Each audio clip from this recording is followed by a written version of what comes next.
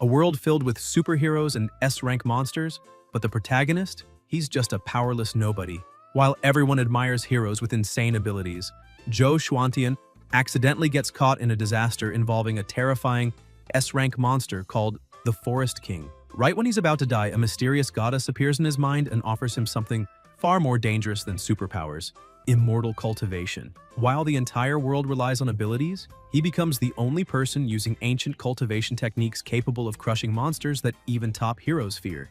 And without further ado, let's get into the video because this one is insane. Recently, some criminals dumped nuclear material into the sea, resulting in mutations in several marine species. To deal with this situation, the Hero Association sent 2 S-rank heroes, and now this is being broadcast live on the radio. The monsters try to attack the hero, but Neon Dongxia gets irritated, thinking those guys are shameless, wondering how much nuclear material they had to release to create so many mutations. The hero easily manages to defeat the first 2 monsters. However, several more appear and he gets annoyed, saying that this fight never ends. However, he does not panic, since he has a plan to finish all of them at once. He uses his ability, Sea Telekinesis Tornado, creating a whirlpool of water and hitting all the monsters at the same time. Meanwhile, inside a classroom, Joe Schwantian, an ordinary, non-awakened person, watches the live stream, saying that Neon Dongxia truly deserves to be an S-rank hero because he is incredible. Suddenly, he remembers that his school is near the sea, so maybe he can go take a look. This is a world of superpowers, and those capable of using them are called heroes. They are admired by thousands of people all over the world, and people without superpowers like Schwantian have no choice but to remain only within the urban area under the jurisdiction of the world government. But Schwantian had a different view of all of this. He looks toward the hallway and realizes that the guard had gone toward the cafeteria and this is his chance to escape. He runs out, saying that he needs to get there quickly because he needs to get Dongxia's autograph. At the bottom of the sea, at the base of the nuclear power plant, the Water Witch receives a notification saying that they have already finished there and asking whether she managed to find the source of the mutation. She explains that she is almost finished there too and asks for 2 more minutes. She is also an S-rank hero, as well as the president of the Hero Association. Meanwhile, inside the base, one of the employees warns his boss that from the monitor they can see someone approaching at high speed. The boss gets irritated, asking if this is some kind of joke because how could anyone reach that place since that nuclear power plant was built at a depth of 5,000 meters? Suddenly, the Water Witch manages to break through the wall and says that she has finally found the source of the whole problem. As soon as she enters, the people are surprised, and one of the employees says that he knows those silver hairs and that outfit very well. So she is probably the Water Witch. The Water Witch asks how they dare bring trouble to the place under her jurisdiction. She begins attacking everyone, saying that they need to pay a very heavy price for everything they have done. She receives another call on the radio and someone introduces himself, saying that he is the new anchor of the radio station called Superpower because he had heard that she was searching for the origin of the mutation and asks what the situation is now. She says that he called at the right time because she has just dealt with the people responsible. In addition, she also found the factory and will separate the nuclear contaminated water later. She looks at everyone, including the live stream, and curses at them all, saying they had better not get in her way again. Because if they think nuclear material is offensive, they just need to call her since she will personally dump it into the body of the person responsible. Schwantian was still watching the live stream and was fascinated by all of it, saying that it is so cool and that apparently having superpowers is amazing. Suddenly, 2 people behind him notice the protagonist, and the young man asks the girl beside him if the clothes he is wearing are not from that school for losers. The girl gets a little confused and asks how he can walk through the streets, because apparently he needs to learn a good lesson. Suddenly, a deity appears and asks what is happening in that world. She is the Lady of Heaven, Queen Mother of the West, known as Alma. She complains, saying that this is filthy and that all those people are filthy.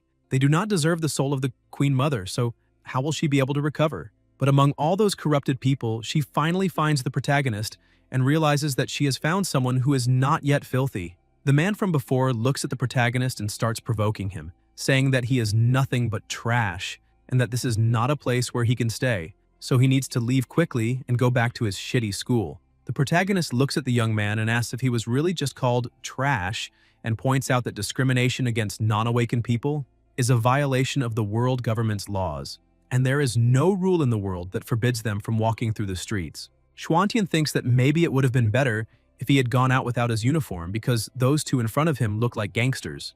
Alma continues observing the situation and is impressed, saying that apparently the protagonist is not bad and has a very good temperament.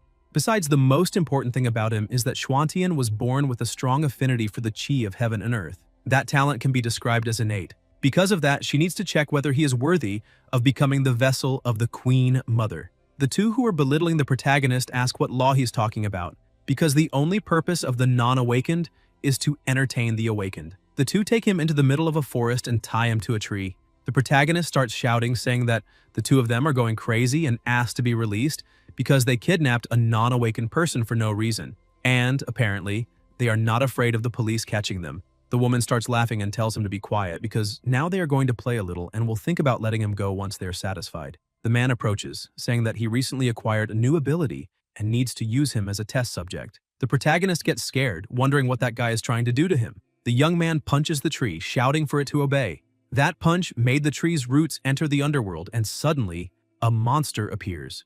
The monster asks the humans what they want and how they dared interrupt that king's rest. The protagonist gets scared, asking what the young man did, but the young man only laughs, saying that it worked. He keeps laughing, saying that he will make that entire forest obey his commands. But the monster grabs the two of them with its own hands, and the girl is terrified, asking the boy what he brought to life. That is an S-rank monster known as the Forest King. The Forest King starts shouting, saying that he needs more power. The girl, still unable to move a single muscle, shouts for her companion to hurry up and do something.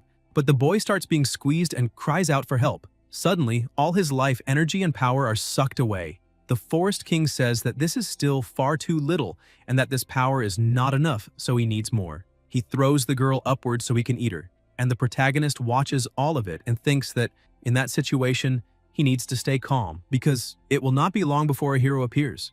The Forest King looks at the protagonist and says that he has terrible luck because how could there be a non-awakened person there? Xuantian says that is exactly right and points out that his flesh tastes very bad, so there is no need for him to eat something that awful. The Forest King grabs the protagonist and starts laughing, saying that the taste of the meat does not matter because food is still food, so he needs to die. Suddenly, a paper with the law of Manhwa appears and causes an explosion in the middle of the forest. The protagonist falls to the ground and Dongfeng Qingmeng, the Taoist successor of the 66th generation, appears, asking if he is alright or if he was badly hurt. Meanwhile, in Mirage City at the Hero Association headquarters, an alert is issued because there has been a violent energy wave near the Wudong Mountain area. Presumably, it is the S-rank monster known as the Forest King. A red-haired woman gets startled, asking what the rankings of the available heroes are. Her secretary explains that most of the S ranks are on missions, but Shining Star should already be on her way back. The redhead asks if that means they only have A-rank heroes in the city. She asks where the president and Dongxia are since they are on a mission in the nearby sea. The secretary explains that Dongxia left for Fenglai City to deal with a hurricane disaster after exterminating the mutant species, and the president is finishing up the incident with the nuclear material and should return in 3 days. The redhead becomes worried upon hearing this news because if that takes 3 days, then the entire headquarters will be destroyed. She shouts to summon all the A-rank heroes in the city immediately, set up a police barrier, and prioritize the citizens' safety. Meanwhile, at the site of the incident, Qingmeng was still trying to talk to the protagonist, asking if he was alright, but he was still a little dazed, wondering if he had been saved, until he realized there was a white silk right in front of him. He turns around and looks at her in awe, saying that her power is incredible, since she managed to use a super powerful flame. Qingmeng wonders why she's being so nosy again, and apparently she is going to get scolded once more. Qingmeng smiles and says that the protagonist is a little wrong in his deduction, because the truth is that she only used an enchantment. Xuantian holds the paper in his hand and asks what an enchantment is, since he has never seen anything like it before. Suddenly, the Forest King appears again, shouting furiously. He prepares to attack, saying that they will pay the price for what they have done. Qingmeng steps in front of the protagonist and tells him to stay behind her, using another explosion. The Forest King keeps attacking, saying that his vines will keep growing no matter how many times she destroys them. Qingmeng focuses and starts chanting, saying, "O great Emperor, the Protector, the unbreakable shield." She creates a magical barrier to protect the two of them and tells the protagonist to stay close and not move. The Forest King tries to attack, but it is useless. He gets confused, asking what is happening and how that woman managed to block his attacks. Xuantian continues becoming more and more surprised, saying that Taoist spell is truly incredible. He feels protected and calls out to the Forest King, asking if he really is an S-rank monster, questioning if that is all he has because he is far inferior to an S-rank hero. The Forest King tells the protagonist not to be so reckless because he is the king of the entire forest and everything there will surrender to him. Suddenly, the monster starts growing several times larger, and the protagonist gets scared, questioning if that is truly the strength of an S-rank monster. Qingmeng shouts, saying that things are not looking so good now, because that was a spell that could withstand ordinary attacks, not that kind of powerful attack. The protagonist realizes that an attack is coming toward them, grabs her and pulls her back, telling her to be careful. The goddess continues watching and realizes that the protagonist is so weak that a simple attack would completely tear him apart. The Forest King says that he has finally caught the two of them, and that now he will absorb both of their life energy. Qingmeng starts having her life energy drained and feels an uncomfortable pain because it seems like all the energy inside her body is being pulled out. The protagonist also starts feeling the same thing and suddenly begins to lose consciousness. He tries to resist, but wonders if this really is his end and if he will die in a place like that. But suddenly, inside his consciousness, he hears a voice calling him a brat, asking if it is not too early to give up like this. The protagonist, still lost in his thoughts, asks who is talking to him and where that place is.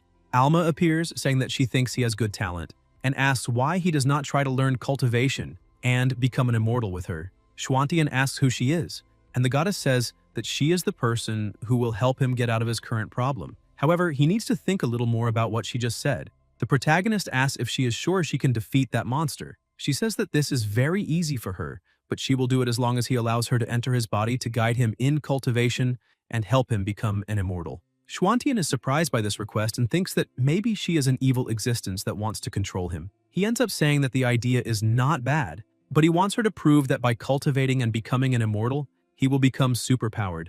Deep inside, she becomes furious, questioning how that brat dares to offend her, the Queen Mother herself, because she would have skinned him alive if she were not trying to restore her physical body by using him. She emphasizes that she is not lying to him because there are many great benefits to cultivating and becoming an immortal. The protagonist sits on the ground and asks if she is serious, because if that is true, then she could tell him a little more about it.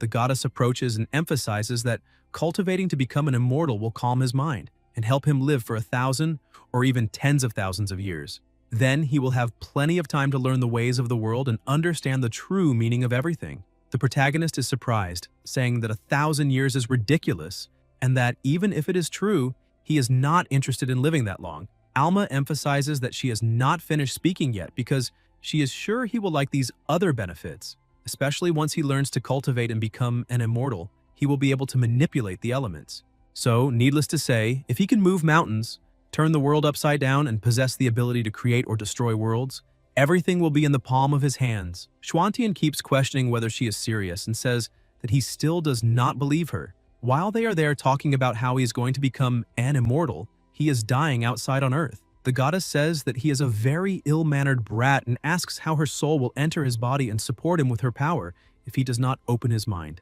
The protagonist, after receiving a light pat on the head, starts wondering what he should do because that girl's life is being drained because she tried to save him. So he needs to at least try to do what that crazy woman is saying because it is the only way. He agrees, saying that he will become an immortal and do anything as long as she can get him out of that problem. Back in the mountain area, Qingmeng was already unconscious on the ground. The Forest King holds the protagonist, laughing and asking how that little man still dared to speak so boldly to him. Because if he really believes he can stop the next attack, he can wait for that in his next life. But suddenly, Xuantian opens his eyes, and an extremely powerful force begins to surge from inside his body. His hair grows, his eyes change, and he asks who will need to wait for the next life, because he will end this fight immediately. The Forest King is shocked, saying that this is impossible, and asks how the protagonist managed to recover his energy. The protagonist calls upon the ancient gods and asks them to obey his call, ordering them to devour everything in sight. He creates an absurd amount of energy, and the Forest King starts screaming, asking why he could no longer move his own body. Suddenly, he is simply swallowed by that absolute power. Alma realizes that the protagonist managed to use 10% of her power, and that shows that he really is very good. If she can help him cultivate and become an immortal, her revenge will move forward. She disappears, and the protagonist returns to normal, asking where that monster went. In addition, he also notices that his body has changed. His hair has changed color and grown longer, so he gets scared, asking what is happening there. The goddess explains that the monster was absorbed by the protagonist's body. She emphasizes that everything she said before was not a lie.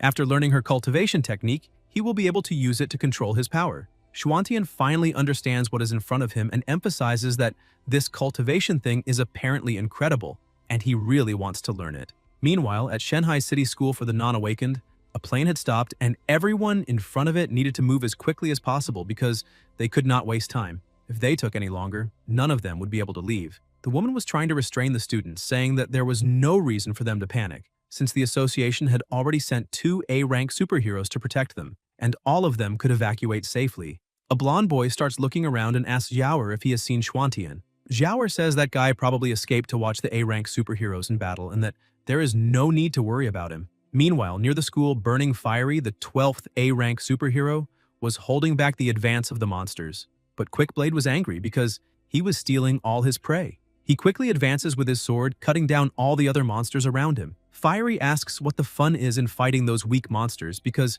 he wanted to fight the Forest King face to face. Quickblade tells him not to be so arrogant because S-rank monsters compared to those little creatures are completely different races. And if he decides to do that alone, he will only be embarking on a suicide mission. Suddenly, the monsters surrounding the two of them notice something and immediately run back. Quickblade asks what that was and why all the monsters are retreating. Fiery wonders if it is possible that the Forest King was defeated. The protagonist, who was approaching, notices the horde of small monsters coming toward him and asks what is wrong with them. He tries to use his powers again but realizes that it is not working. Alma warns him that the mere fact that he managed to execute that power before means that he is indeed very talented, but if he wants to use it again, he will need to cultivate more.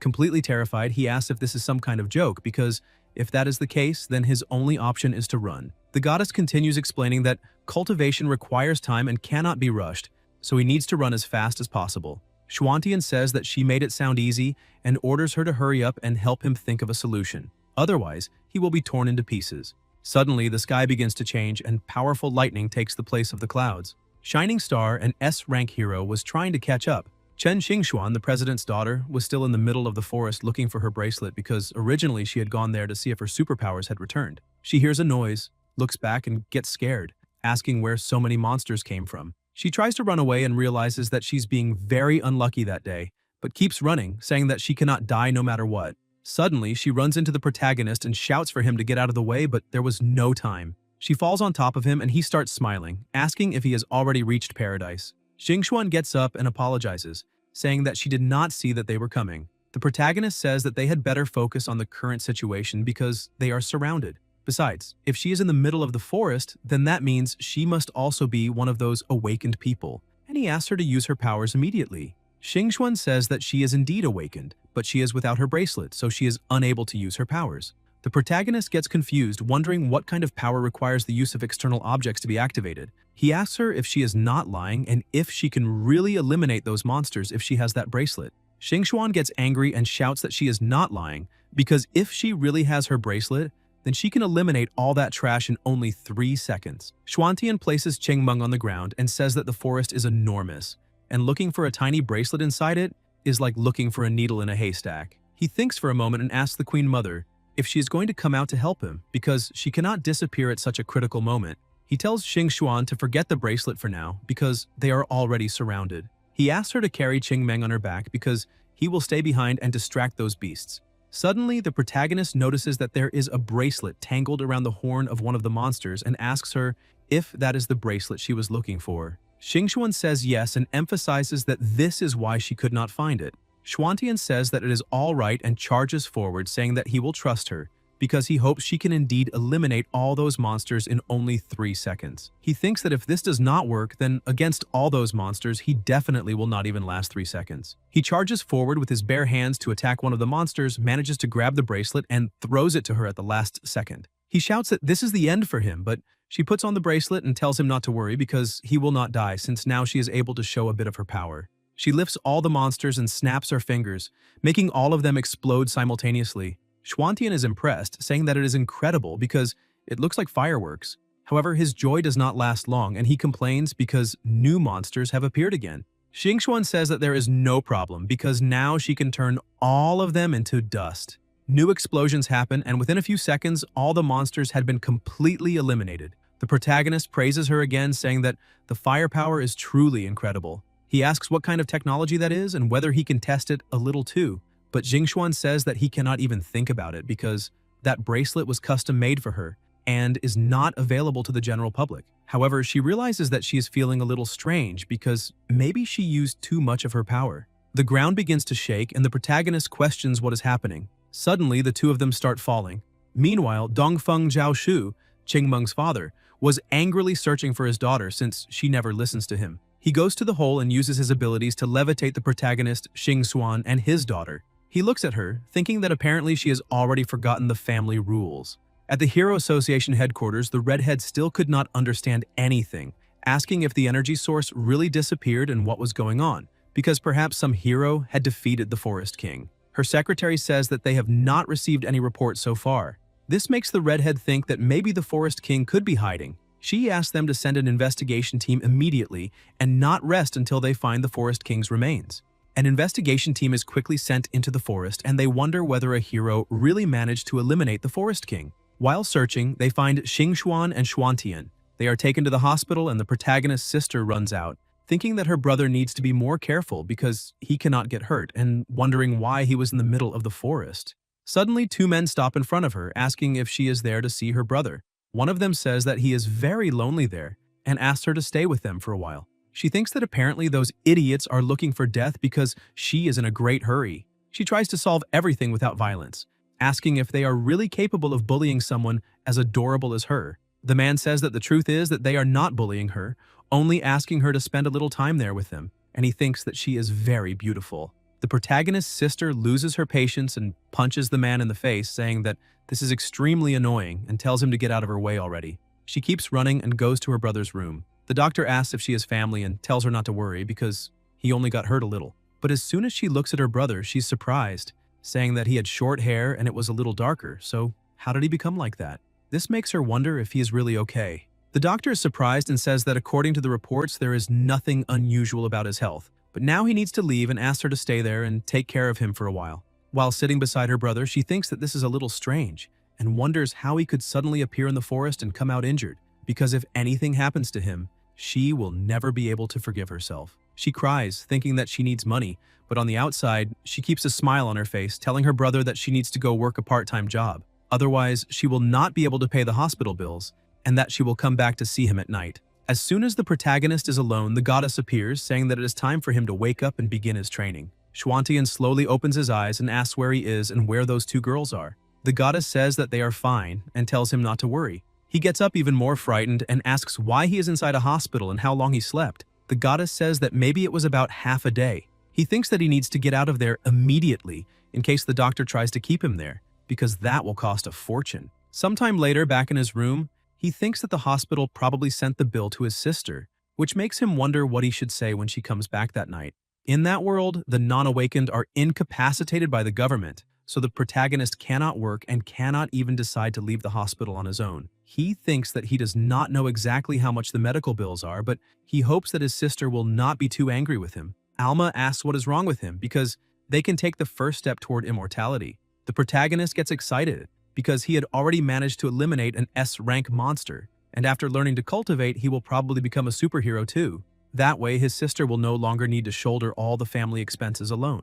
Alma touches his forehead and takes him to another place. The protagonist asks where he is. She explains that this is the space she reserved for him. Since he is still a beginner, it is important that he enter the Qi training stage as quickly as possible. Xuantian asks what exactly that means. The goddess says that she will explain from the beginning because there are 6 stages of cultivation, which are Qi training, foundation building, golden core, energy refinement transformation, Mahayana, and ascension. The ascensions require him to go through tribulations. The farther he advances, the more difficult cultivation becomes. And after all of that, lastly, he reaches the final stage, which is being considered an immortal. If he wants to enter the Qi cultivation period, he must try to absorb the essence of heaven and earth to transform his body and fill it with spiritual energy. But with all that explanation, the protagonist was almost going crazy. The goddess notices this and emphasizes that he does not need to understand everything now. First, he needs to enter a meditation posture. He sits down and asks if it is correct. She says yes.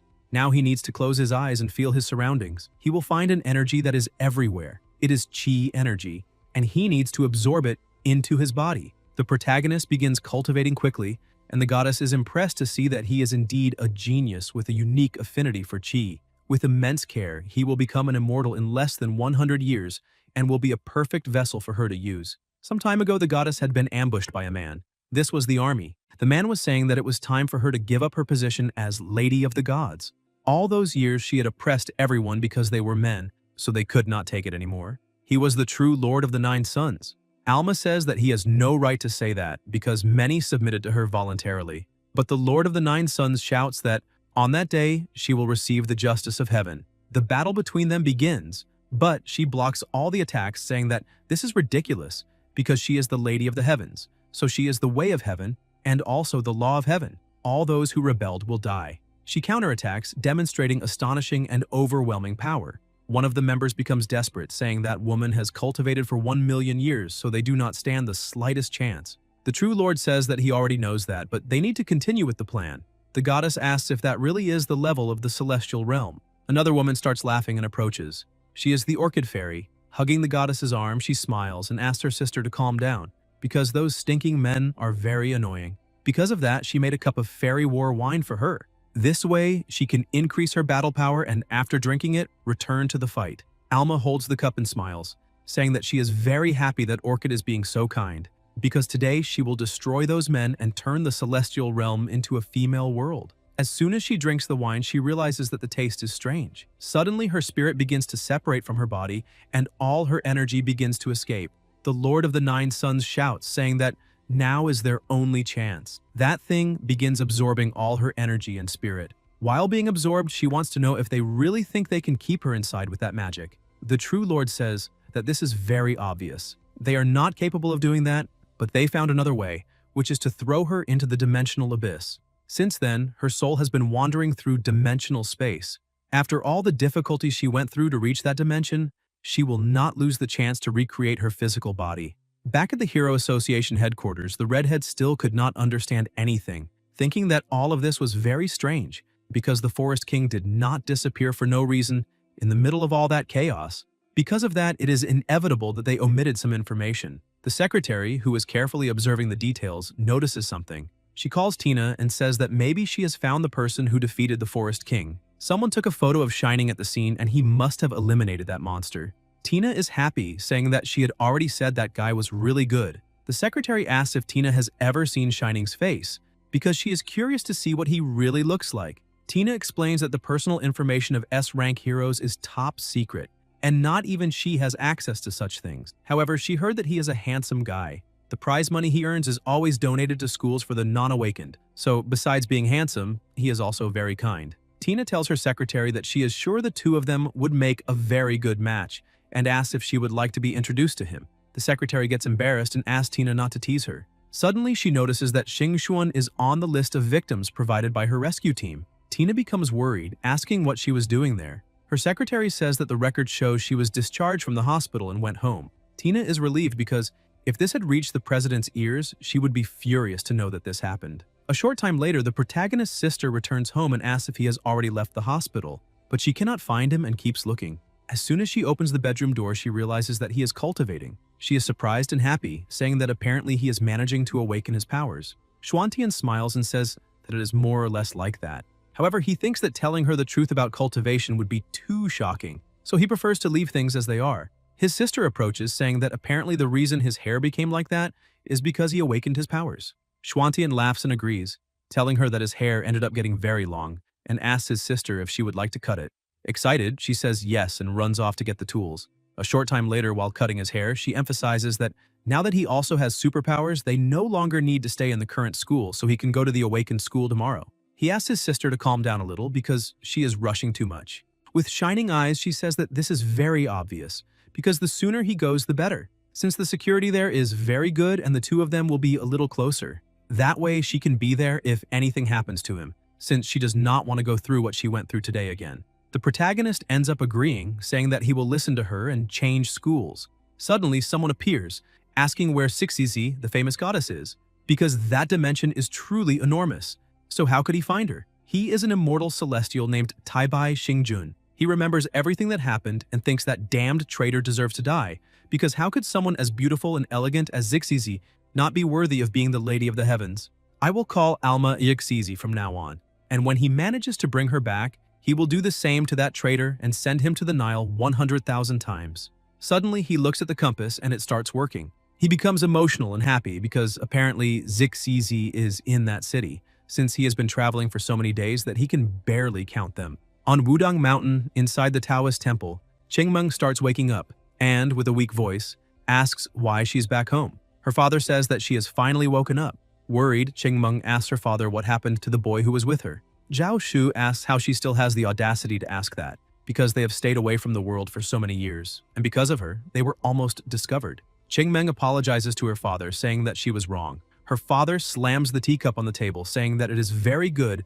that she has understood her mistake because she must not make contact with strangers in the future. He says that the boy was saved by the rescue team and that she does not need to worry about that.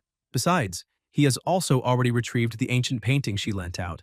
This time, she will have to draw 100 talismans in seclusion as punishment. Qingmeng understands the situation and accepts her punishment. The protagonist was brushing his teeth and thinks that the world has never been fair. Some people born into hero families have two abilities, while there are people like him, born without parents and without superpowers. He used to be obsessed with chasing after heroes, while wondering if he could also awaken superpowers and maybe get closer to them. But now, he no longer dreams like that.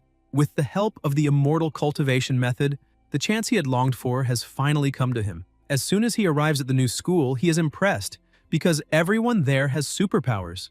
With a smile on his face, he thinks that he needs to say goodbye to his old classmates, but they do not need to worry because he will still visit them sometimes. He walks a little and sees a room in front of him, thinking that maybe this is the place where freshmen take their tests. The protagonist gets in line and the examiner explains that all freshmen need to take the test first to see their superpowers using that equipment. The protagonist becomes worried because if that is equipment for testing powers, then he does not know if it will be able to detect his cultivation. Meanwhile, in a flying car, Xing Xuan's mother was telling her daughter that she had trusted Dr. Saimu to study the matter of restoring her powers, so she does not need to cause trouble in the meantime. Xing Xuan tells her mother not to worry and says that what happened yesterday was only an accident, that she is almost there and will talk to her later. As soon as she arrives, several people gather beside the car. She steps out and greets everyone, telling them to have a great day.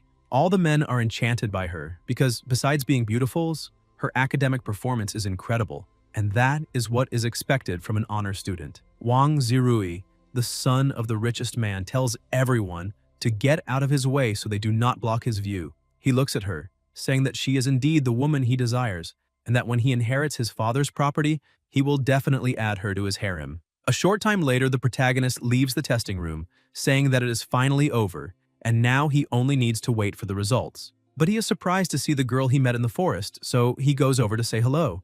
Zirui notices this and says that apparently that boy is stalking Xing Xuan. He asks one of his henchmen to stop the protagonist immediately. The boy uses a water ability and traps the protagonist inside a bubble. He's surprised, asking what is happening there. He asks Zirui who he is and why he is using his powers. Zirui orders his henchmen to put the protagonist down and emphasizes that the protagonist actually has the guts to go after his future wife. Xuantian gets a little lost and asks who this so-called future wife is supposed to be. The other little lackey shouts at the protagonist, saying that it is the girl he was chasing earlier because everyone in that school knows that their leader likes her. Xuantian asks what that has to do with anything, questioning if they really think he cares about that one-sided love. He thinks that he has finally managed to find out that girl's name. The same boy from before asks the protagonist how he dares talk to the leader like that, because he is the son of the richest person in that place. And Xing Xuan is the daughter of the president of the Hero Association. They are basically a perfect match. Zirui starts laughing and says that his follower said something very interesting. Then he gives him some money, making the poor idiot happy. The young man continues acting arrogantly, telling the protagonist to apologize to the leader and promise never to go near her again. But Xuantian asks what will happen if he does not do that. All of them begin releasing their powers, saying that they will make him suffer a lot. The people notice it, saying that there is an idiot challenging the richest boy in that school and that apparently he is a transfer freshman. But no one knows yet what powers he has to be so confident.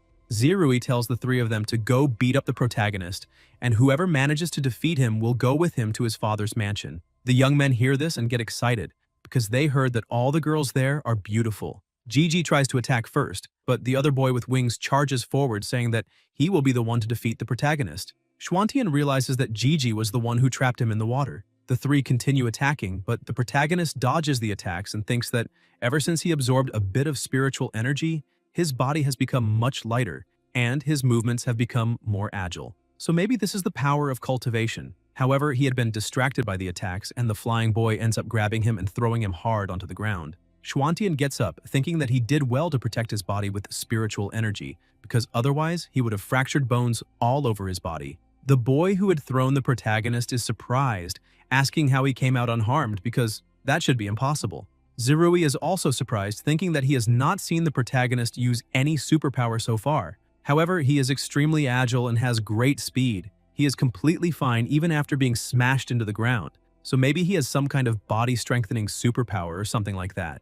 ZXZ praises the protagonist, saying that his use of spiritual energy was not bad and that apparently he can learn things quickly. Xuantian gets excited and tells his master that this is a great opportunity for him to see if his cultivation is much better than those boys' superpowers. The goddess realizes that all this mess is because of superpowers and thinks that she will take this chance to teach him the difference between cultivation and superpowers. She asks if the protagonist can see the things they are releasing from their bodies, because he needs to try to feel them exactly as he felt the spiritual energy and try to control them. Xuantian says that he understands and that he will try to do it. He asks the three fools to hurry up and come at him all at once, because he does not want to waste too much time. They get irritated and charge at him, saying that he will deeply regret saying that. But the protagonist carefully analyzes each movement and tries to control them, creating a huge sphere of water and trapping the three of them inside.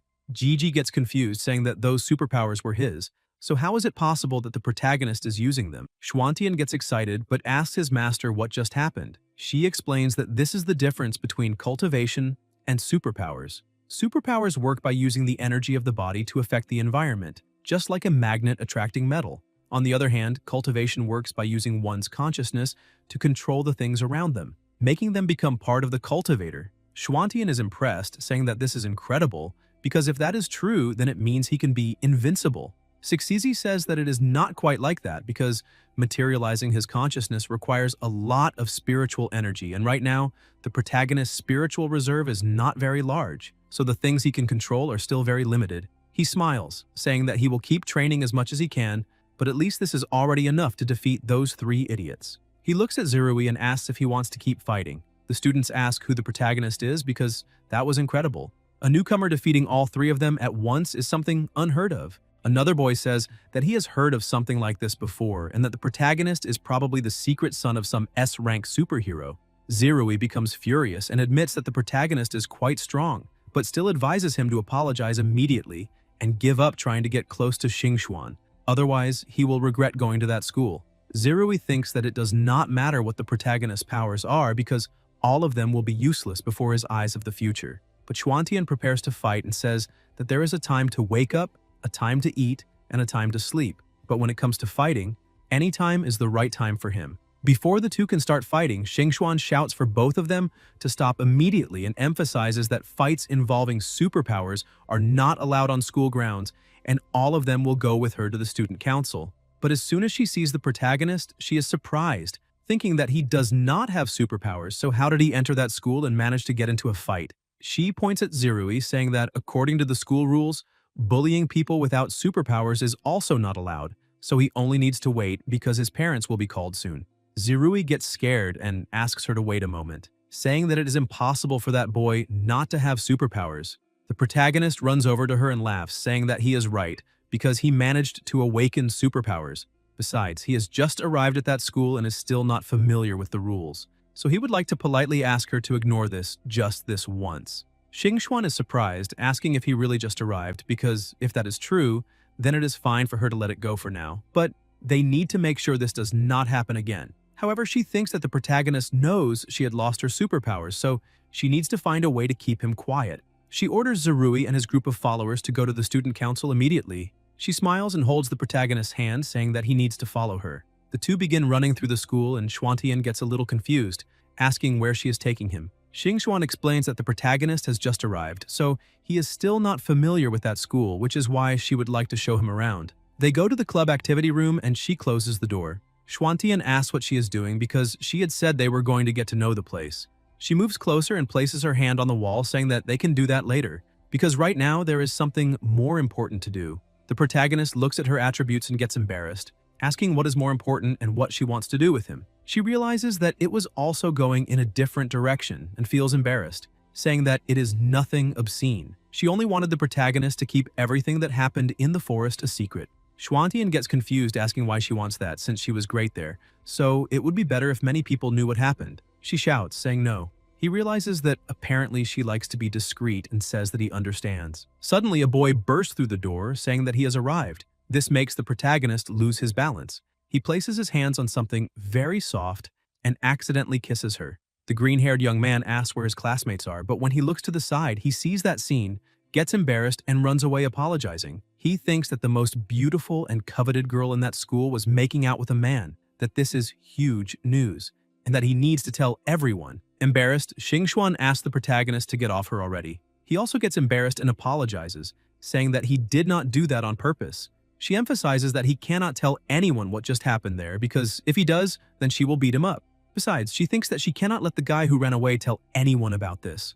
The protagonist remains frozen, not knowing what to do, because what happened was something extremely good. Xingxuan manages to catch up with the green-haired guy and, irritated, traps him in water, ordering him to come back immediately. She orders him to forget everything he saw. He gets scared and asks her to spare his life, saying that he will forget immediately. Meanwhile, in the student council room, a man apologizes to young master Zirui, saying that they were only following orders and asks him to forgive them. Zirui says that the young man is very sensible, so it is all right. The man says that if young master needs anything in the future, he only needs to say the word. Zirui asks if there is any way for the student council to get the list of those who took the test today. The man says yes, because the student council management system and the teaching system are connected so they can take a look. But as soon as they look at the protagonist's score, they realize that it is S. Zirui questions how that is possible because either something is wrong with the machine or the protagonist cheated. Gigi says that if he really is that rank, then the protagonist will be assigned to Xingxuan's class. Zirui becomes furious at this and asks the young man if there is any way to manipulate the numbers, because he does not want to see that annoying boy inside the school. The young man says no, because the student council can only view the data but cannot modify anything. Zirui thinks that this does not matter because there are many ways to get him out of that school. Somewhere else, in the middle of the city, the A-rank superheroine Kanglin confirms the target, an S-rank wanted criminal, Stark. He was standing alone saying that the smell of peace is disgusting, and because of that, he wants to destroy everything all the time. However, he tries to calm himself down, saying that he needs to restrain himself because he has more important things to do at that moment. Suddenly, he senses a presence, which means that he is being followed. A taxi driver stops in front of him and asks if he needs a taxi. Stark touches the taxi and eliminates the driver, saying that he is not worthy of even saying a single word in his presence, so he needs to learn his place. People begin to notice and ask what that guy is doing. Kanglin runs over to them and asks them to make way, but as soon as she arrives, Stark had already disappeared, and only the driver was dead inside the car. She becomes irritated, saying that he disappeared again, but Stark was watching her with fury in his eyes, because a mere A-rank superheroine dared to try to capture him. Meanwhile, inside his room, Schwantian had just received the results of the admission test and was placed in Class A. He says that his sister Yunshu will be happy to see this when she comes back. However, he decides to use that time alone to practice, because he needs to enter the Qi training stage. He concentrates but finds something a little strange and questions why he cannot feel any spiritual energy. Sixizi explains to him that the spiritual energy there is very weak. When he practiced yesterday, he absorbed all the spiritual energy nearby. So, if he wants to practice, he needs to go to a place where the natural environment is well preserved, like a forest.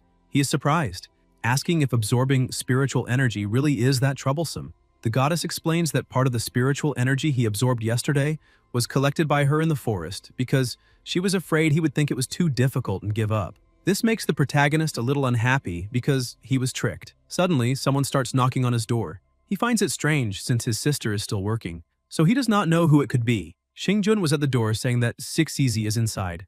The protagonist opens the door asking how he can help. Xingjun leaps forward and hugs the protagonist, crying and saying that he finally managed to find her. Schwantian gets confused and tries to push Xingjun away, but he keeps saying that it was very difficult to find her. The protagonist gets irritated and kicks him in the face, saying that he had already asked to be let go. The goddess appears, saying that no wonder the voice sounded so familiar. She says that he is Taibai Xingjun and asks what he is doing there. The protagonist asks his master if he is someone she knows.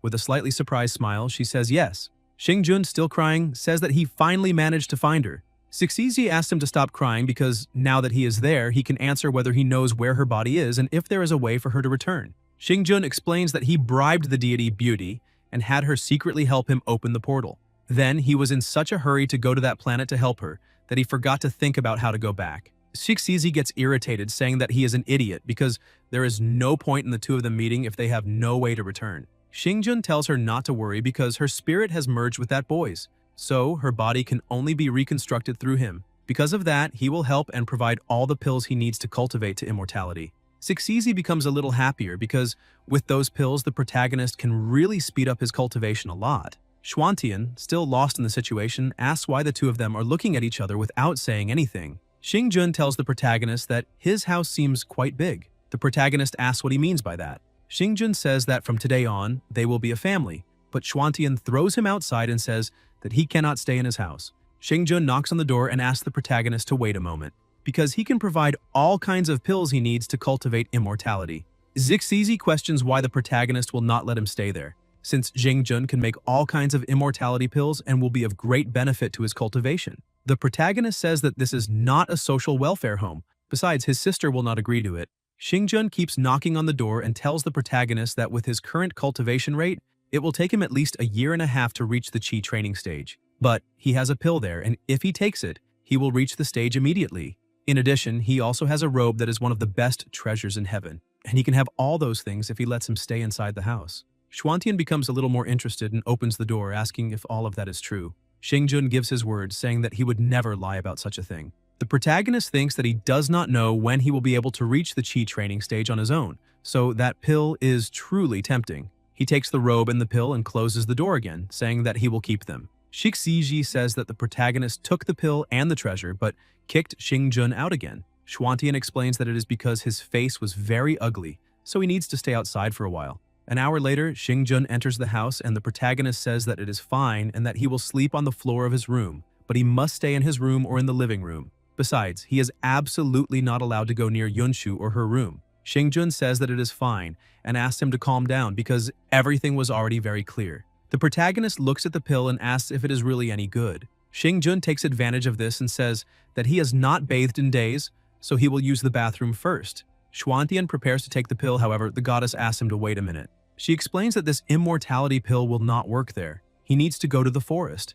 Only with the support of its spiritual energy will he be able to maximize his potential. Xuantian explains that at that time there will be no bus available to go to the forest, and paying for a taxi there is very expensive. Sixeezy holds his face and says that this will be easy to solve because she will teach him a footwork technique. It allows him to fly through the air and he only needs to follow the method to reach the rooftop. As soon as they go to the rooftop, the protagonist asks if she is sure that he will be able to fly. The goddess says that as long as he follows the formula she just taught him, there will be no problem. He concentrates, tries to fly, and actually succeeds.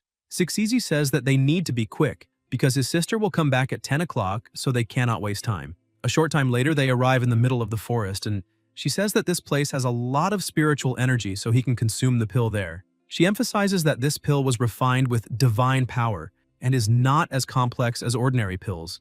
He can absorb it without worrying about affecting his foundation. The trick to refining the pill is to use spiritual energy to catalyze the energy inside it. He has to catalyze the spiritual energy to activate the pill and convert as much of its energy as possible. The more he absorbs within a certain period of time, the better it will be. Xuantian concentrates as much as possible, however. He begins to feel an intense heat because the pill's energy is spreading through his body, and every refined bit is increasing his body's strength. Suddenly, he enters a subspace again and asks what the sphere in front of him is.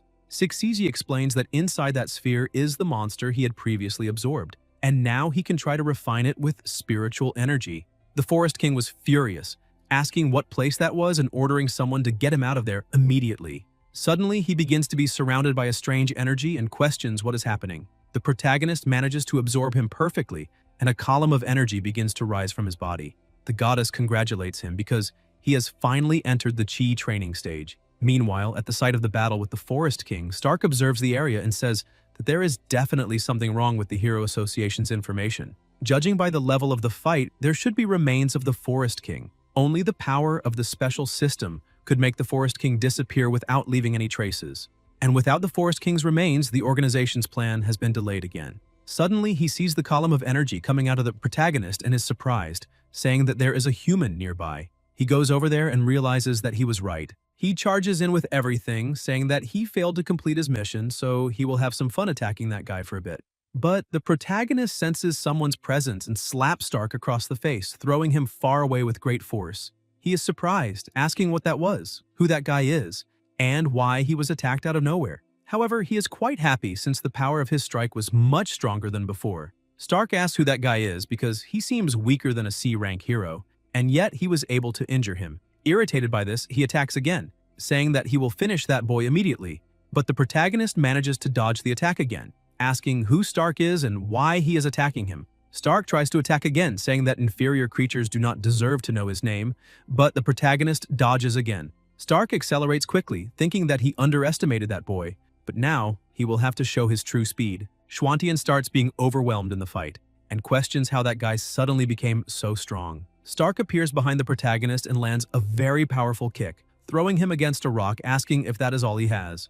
Schwantian calls his master, saying that he was winning easily before, and questions why it is so difficult to defend himself now. Sixiji explains that when the protagonist reached the Chi training stage, he activated a bit of the resonance of the power of heaven and earth, and that is why he became so strong. However, that resonance has already ended now. Schwantian understands and asks his master if she could teach him a bit of combat magic, otherwise he will not be able to defeat that guy. The goddess says that it may be too complicated for him to learn in a single minute, but she has an idea, saying that she once developed a magical art that might be suitable for him now. Schwantian asks what kind of magic it is. His master approaches him and kisses him on the head. She explains that this technique is called cloud-piercing finger. It allows him to instantly gather the energy around him and release it to produce a powerful destructive force. She transmitted the entire method of using it into the protagonist's mind and asks if he managed to understand. Embarrassed, he says yes. Stark starts flying and says that the protagonist has disappointed him greatly,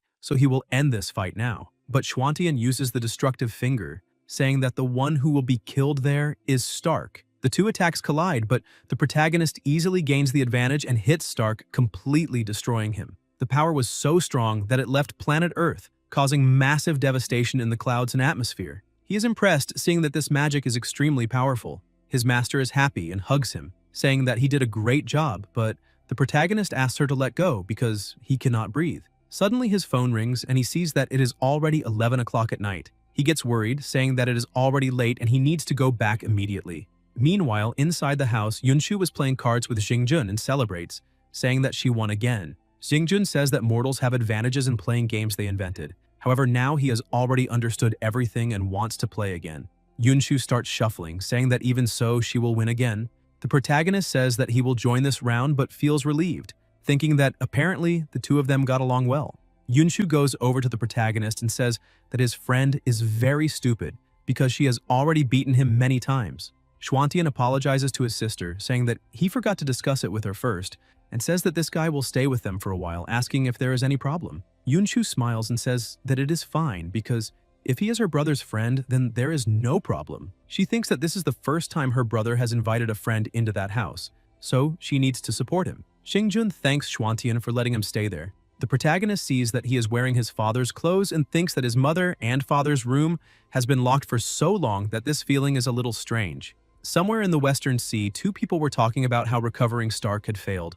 The boss says that this location is the headquarters of the Hero Association, but the mission is not difficult because they only need to recover the remains, and he questions what is happening. The woman explains that her superpower is the Tree of Life, so she can confirm the condition and location of anyone who has swallowed the seed of her power. However, now she has completely lost Stark's life signs.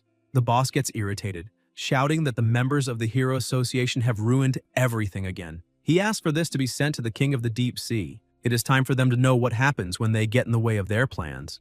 The next day, inside the school, the girls from Class A were talking. One of them says that she heard there will be a new student that day and asks if anyone knows who he is. Another girl says that she knows because she was there the day before, and he is very handsome. Besides, he could easily defeat 5 guys at once. She emphasizes that this is not all because she also heard from the rumors that he ranked first in yesterday's freshman tests. The other girl is impressed to know that a handsome and strong guy will join their class, so she needs to try to win him over. The pink-haired girl tells her friend to forget it and says that the protagonist is already with Xingxuan because she saw the two of them holding hands yesterday, and they seemed very close. Another girl hears the conversation and thinks that apparently Xingxuan has feelings for this boy, and he is a powerful person. So how could she let such a good opportunity pass? She needs to take from Xingxuan everything she wants to have. A short time later, the protagonist enters the classroom and the teacher announces that today they will have a newly arrived student who transferred into Class A. His name is Zhou Xuantian. He introduces himself to everyone and emphasizes that he will definitely become an S-rank hero. Xingxuan's eyes shine, thinking that the protagonist is very ambitious. However, becoming a hero of that rank will not be that easy. The teacher tells him that there is an empty seat beside Xingxuan and that he can sit there. Another boy looks at the protagonist and questions whether he really has superpowers because his spirit does not feel anything coming from him. Another teacher takes over the class, saying that that day's lesson is about real combat practice. She says that Xingxuan has the best grades in this subject, so she needs to help the new student. The other female student raises her hand, telling the teacher that she also wants to learn more about the new student and asks if she can join them. She thinks that she will steal the protagonist right in front of Xingxuan. The teacher says that it is fine and lets her join the two of them. The boys start asking who that boy is and why the two most beautiful girls in that class want to join him. Zirui gets irritated when he sees that guy at the center of attention again, so he needs to teach him a lesson. The teacher asks everyone to prepare to go to the battlefield. A short time later, they go to the combat field, and the teacher asks everyone to take their positions. Xuantian gets worried because spiritual energy is scarce in that place. Besides, he does not know if he can use the cloud-piercing finger there. The girl from before clings to the protagonist and greets him, but he is surprised and asks who she is. The girl introduces herself, saying that she is Xia Jiki, and that it is a pleasure to meet him. She emphasizes that he was very cool the day before because she was watching everything. Xuantian smiles and says that he is flattered to receive so many compliments, but Xingxuan interrupts their conversation and tells the protagonist not to believe that hussy, since she did not even go to school the day before. Jiki asks why Xingxuan is slandering her and emphasizes that Xuantian needs to believe her words, but Xingxuan grabs the protagonist's other arm and tells that woman to get away because she will not let the protagonist be deceived. The atmosphere heats up between the two of them and they ask who he is going to believe. He does not know what to answer, but the teacher approaches, saying that the exercise will begin soon and that they need to prepare. He feels relieved because, thanks to the teacher, he managed to escape that situation. Suddenly, the room starts flashing and Xingxuan asks what kind of monster they're going to fight. Jiki explains that the monsters are random, and each team deals with a different monster. Suddenly, the C-rank Frostthorn octopus appears with the abilities of freezing, illusion, and regeneration. Xingxuan complains, saying that it is the monster she hates the most. The octopus starts attacking, but they manage to dodge the first attack. The protagonist says that he will try and uses the cloud-piercing finger, but it basically does nothing against the octopus, leaving the two girls a little surprised by that.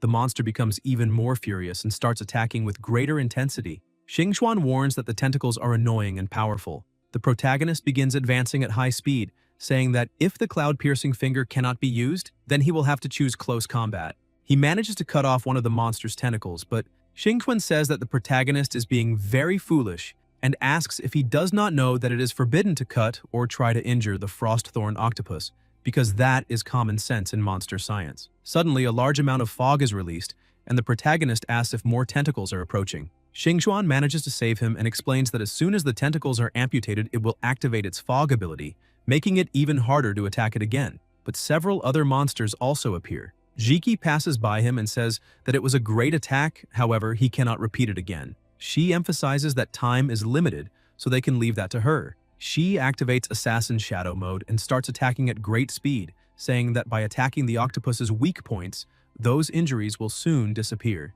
Xuantian is impressed, seeing that she is very good.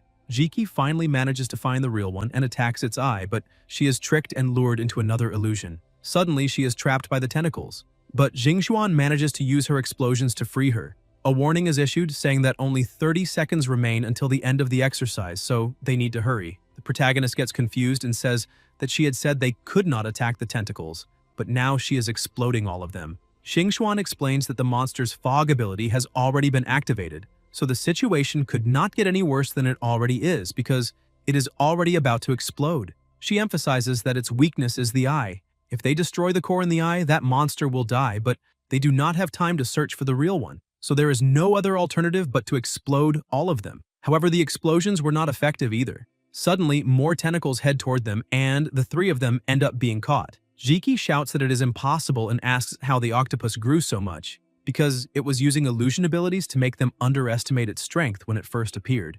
There were only 10 seconds left until the end of the exercise, and Xingxuan says that this time they will fail. However, the protagonist cuts all the tentacles around him and tells them not to lose heart because that much time is enough. The night before, while returning home, Xuantian asked his master if the cloud-piercing finger requires him to use his own spiritual power to channel the energy of heaven and earth into a single line. Because of that, he needs to ask what happens if there is a shortage of spiritual power between heaven and earth. She explains that using his own spiritual power to channel the energy of heaven and earth when casting spells not only allows him to maximize the preservation of his own spiritual power, but also grants him great power. Just like he did with that guy, considering his current strength, by using the power of heaven and earth, he is able to obtain power equivalent to that of an S-rank superhero. However, when executing that move, the surrounding energy will be consumed, which makes it difficult to recover in the short term. When there is a shortage of the spiritual power of heaven and earth, or when that power is non-existent, it is necessary to rely entirely on his own spiritual power to perform magic. However, this method significantly consumes his own spiritual power, leading to a reduction in his power. Because of that, he should only use it when it is truly necessary. Using the cloud-piercing finger through his own spiritual power should be equivalent to the full power of an A-rank hero.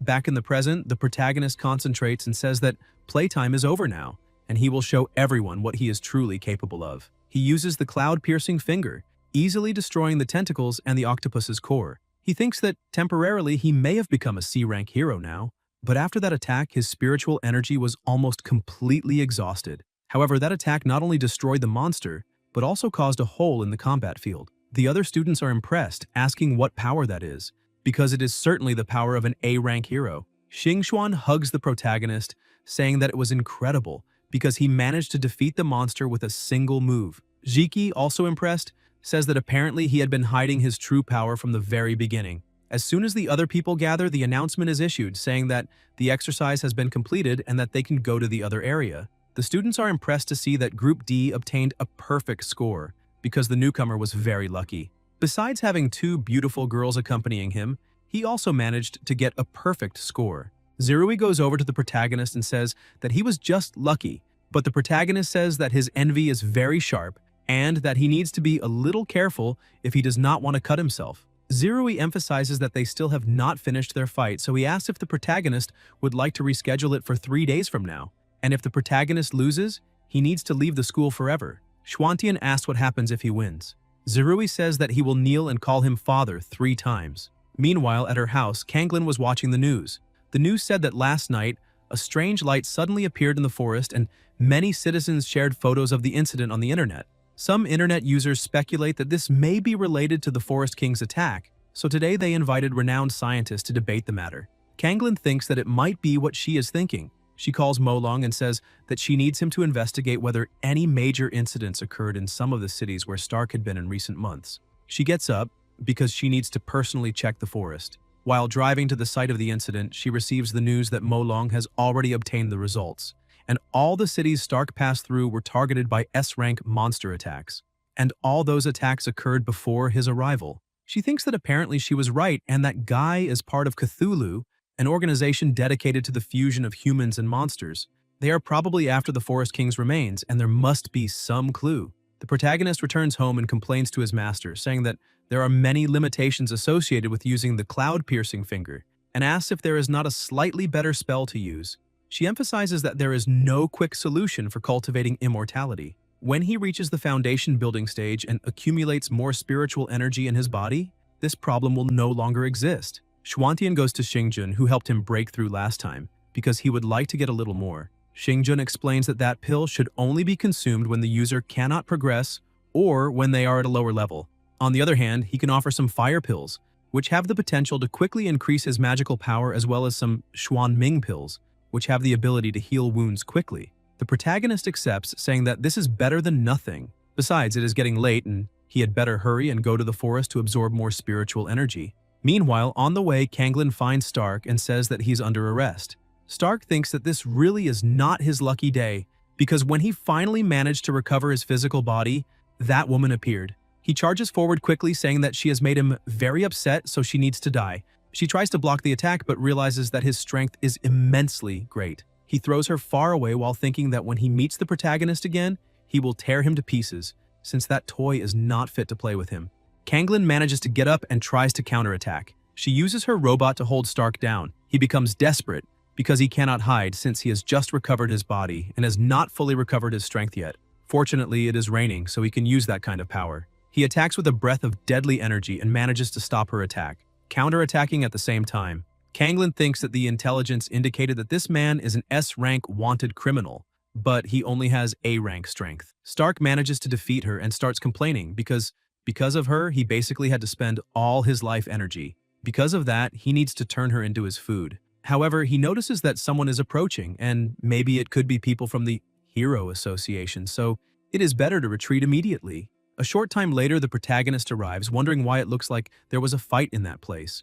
Looking a little farther ahead, he notices that there is a woman lying on the ground, and when he checks her identification, he realizes that she is from the Hero Association. He tries to wake her up, asking if she is okay, but she does not respond. He tells his master that she is badly injured, that her pulse is weak, and that it is too late to take her to the hospital, asking what they should do. Sixizi says that he received the Xuanming pills so he can try using them. He tries to give one to her, but in the state she is in, she will not be able to swallow it on her own. He remembers a similar scene from a movie he had seen on TV and tries to do the same, passing the medicine to her from inside his mouth into hers.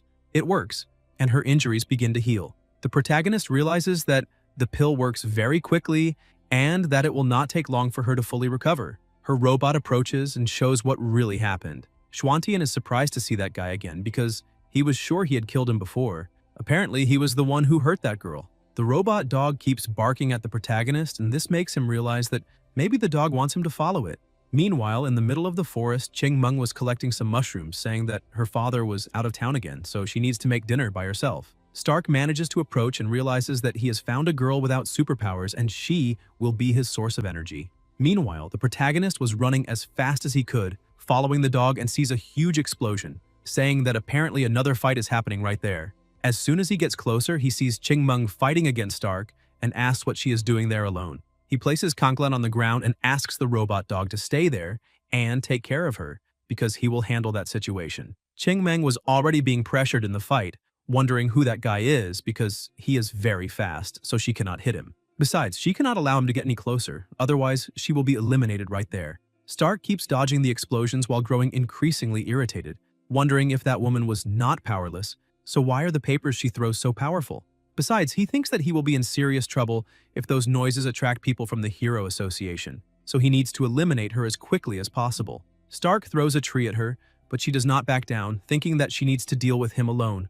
She explodes the tree, but that was only a distraction. He approaches quickly, saying that now this is the end of everything, but before he can touch her, she simply disappears and appears in the protagonist's arms. Xuantian prepares to use the cloud-piercing finger again, asking if Stark is ready to die for the second time. He attacks, completely destroying Stark's body again. Qingmeng is impressed and asks if the protagonist was always that strong. He takes her down to the ground, asking if she is okay. She says yes, however, she does not know what he is doing there or how he used such a terrifying power. He emphasizes that this is a long story and asks if she still has more of those magic papers. He points to Stark's remains, saying that apparently he has the ability to regenerate, but the power he just used consumed all the spiritual energy in that place, so he needs her to use those explosives again. Qingmeng agrees, saying that she has enough explosives to make him disappear completely. She attacks again, causing huge explosions. Xuantian says that now it should probably be fine. She thanks him, saying that he saved her life. Xuantian says that he is only doing his part because she saved his life before, so now they are even.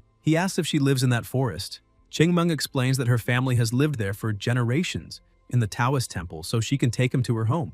As the two of them walk, she says that she still does not know the protagonist's name and introduces herself, saying that her name is Dongfang Qingmeng. Xuantian also introduces himself, apologizing for not saying it earlier. Qingmeng says that it is fine and asks what he is doing there and why that strange guy was also attacking her. The protagonist takes a deep breath, saying that once again, it is a long story to tell, but suddenly he remembers that he was almost forgetting the other girl. He runs back, saying that he just remembered something important and asks her to wait there because he will be right back. Meanwhile, at the deep-sea base, the television news was reporting that recently, passenger ships near Mirage have often been attacked by mutant monsters. Among them, there are many monsters classified above A rank, and the Hero Association has sent a team led by Dongxia to handle the situation. The girl from before is happy with this news, saying that this is very good because now they only need to wait until they arrive. The other man asks her if that means the material she sent there really works. She says yes, but tells him that he cannot kill the S-rank heroes because the boss plans to keep them alive to extract their powers.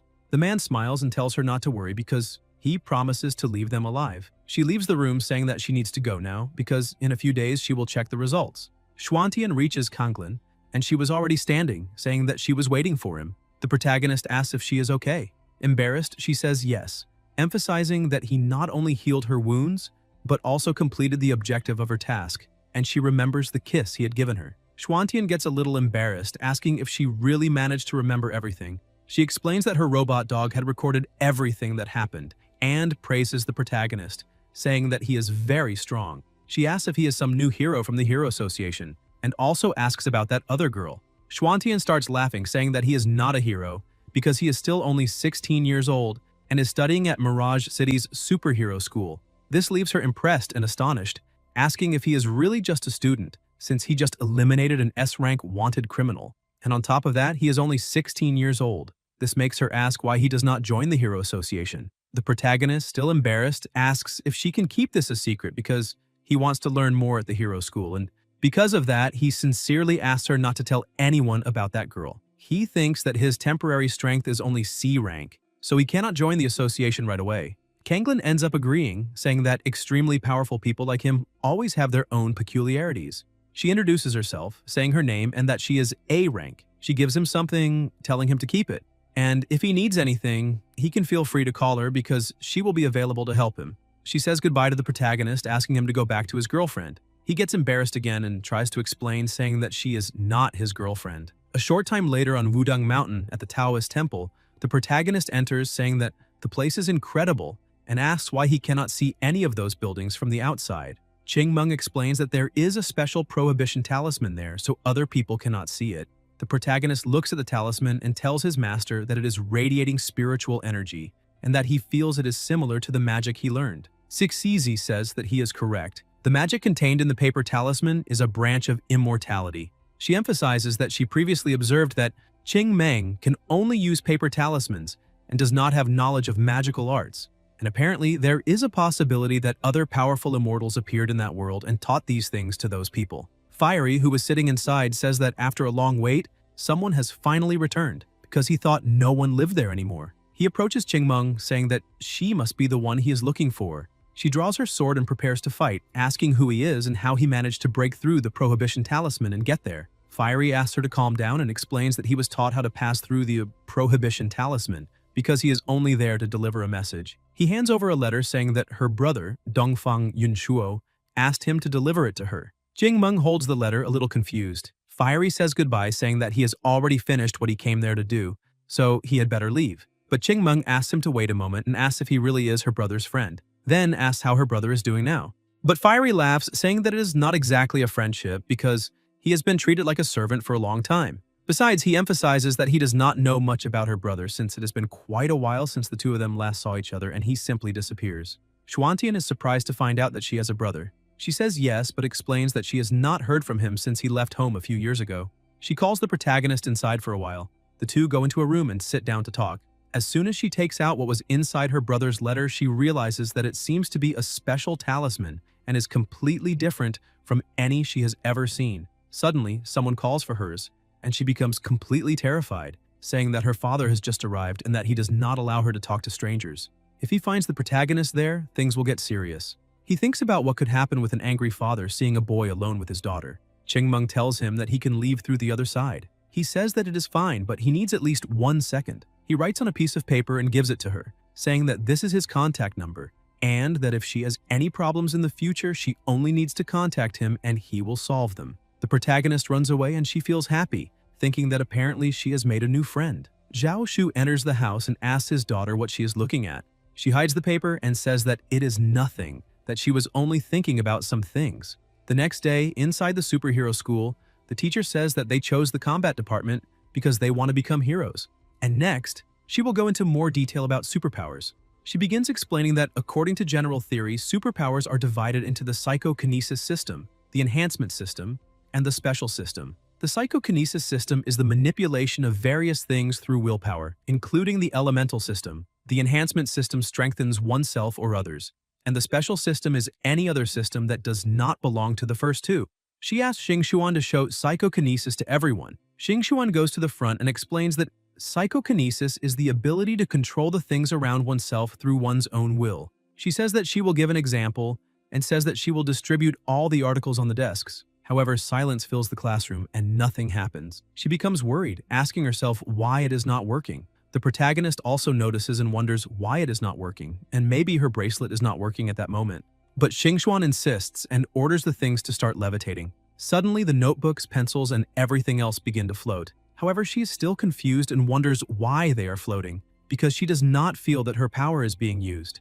The truth is that the protagonist was silently giving her a little help. She realizes this and sees that he is secretly doing all of it. Around the school, she was alone, and still not understanding what was happening, decides to check with her mother. The water witch answers and asks her daughter if everything is all right. She explains to her mother that her bracelet simply stopped working, and her father is on a mission in the nearby waters. So she asks if he is okay. Her mother explains that he is currently at the bottom of the ocean, and maybe the underwater environment is affecting the signal, and asks her to relax because he is an S-rank superhero. Tina enters the room and stays silent while the president continues explaining to her daughter that her bracelet is activated based on her power, which in turn is affected by the environment. Xingxuan says that it is fine and that apparently she will have to wait until he returns from the mission and asks her mother to tell her father to be careful. As soon as they hang up, the president tells Tina that they need to keep the fact that Dongxia was captured a secret and arrange the rescue immediately. 1 hour earlier in the city's maritime area, Dongxia was fighting against one of the members of that organization. The horned man says that they are in the ocean and that there he becomes invincible. He advances quickly and starts clashing blows with Dongxia, who feels a little pressure when receiving the hits. However, he tells his opponent that he is far too confident. But he thinks that because of that place, the power of his long-range attack has been greatly weakened, and he needs to find another way. He multiplies himself to gain a slight advantage, but the horned man only thinks that he will have a little difficulty capturing that guy alive without the equipment. He starts creating several whirlpools, saying that it is all useless, because that entire ocean is his shield and Dongxia's attacks are too weak. But Dongxia does not back down, saying that it does not matter whether they are in the ocean or not, his punch can pierce even the sky. The two continue clashing blows, and the news helicopter sees an extremely large wave compared to the beach umbrellas in the middle of the beach, which looked like mere ants. The horned man tells the superhero that he is indeed very strong, but unfortunately, it is not enough to break through his defenses. Dongxia is impressed and asks how the opponent managed to come out even after that attack, because if one punch is not enough, he will throw 100. The horned man begins to realize that he will not last much longer, since this is becoming increasingly difficult and he needs to use the equipment soon, otherwise he may really end up losing. Their fight becomes more and more aggressive, however. The horned man grabs Dongxia's hand and says that this is the end of the game for him. Dongxia realizes that something is wrong because he cannot use his powers, and the horned man finally manages to imprison him. Meanwhile, at school, the protagonist was walking and looks at his phone, wondering why Qingmeng still has not added him as a friend, and maybe he should have let her send him her contact information so he could take the initiative. Xingxuan runs over to him and asks him to wait, thanking him for helping her during that class. The protagonist says that it was nothing because she had helped him before too. Xingxuan, surprised and also a little confused, says that she thought he had no superpowers before, so how did he manage to do it, and asks if he could share that experience with her. Xuantian tries to explain it in a simpler way, saying that he simply woke up that way and that there is not much to share. He thinks that his master had said this matter is only between the two of them, so he cannot say much. He says goodbye, saying that there is a nearby supermarket offering big discounts on eggs, so he cannot miss that opportunity, and leaves. But Xingxuan does not easily swallow the explanation and says that, apparently, the protagonist is very suspicious because she has the feeling that he is hiding something. A short time later, she goes to the protagonist's house, saying that luckily, she managed to get his address, and if she can hide inside his house, she will find out what he is trying to conceal. As soon as she enters, she emphasizes that she needs to find a place to hide, but she notices that everything in that room seems a little strange. She holds a bottle in her hand and questions if that was what allowed him to awaken. As soon as she uncorks it, she smells something different. Xuantian returns home and shouts to Xingjun that there was a sale at the supermarket today and he bought his favorite noodles. The protagonist asks where he is, and his master explains that he had said he needed some herbs to refine pills, so he is probably out of town. Xingxuan, who was hiding, surprises the protagonist, hugs him, calls him daddy, and says that he finally came back. Xuantian becomes confused and scared, asking her what she is doing inside his house and why she is calling him father. Sixizi finds the opened bottle and tells the protagonist that maybe she accidentally smelled the potion made by Xingjun. She continues hugging and rubbing herself against the protagonist while still calling him daddy, saying that she missed him very much. Xuantian tries to wake her up, saying that he is not her father and that she needs to pull herself together. His master explains that that potion has little effect on those who cultivate immortality, but ordinary people can get drunk for an entire day after inhaling even a little. So the only way to sober her up is to force the energy out. His master places her hand inside her belly, but as soon as she touches it, she notices something strange and emphasizes that this little girl has a spiritual root in her body, a fire spiritual root that has an affinity with spiritual energy. The protagonist becomes happy, asking if that means she was also born with the gift of cultivating immortality. His master says that is exactly right and thinks that although she is not as qualified as the protagonist, she is not bad either. Sixizi asks the protagonist to wake her up with spiritual energy. That way, she will also be able to see if the protagonist has improved in controlling spiritual energy. Xuantian says that it is all right and touches her belly, applying spiritual energy. This causes her to throw up the potion she had smelled earlier. His master emphasizes that she observed that little girl for a long time, and that she seems like a very good girl. When she wakes up, the protagonist needs to tell her about his cultivation of immortality, and if she decides to accompany him to practice, that process will also help the protagonist a lot. A short time later, she had woken up, and he explained the whole story to her.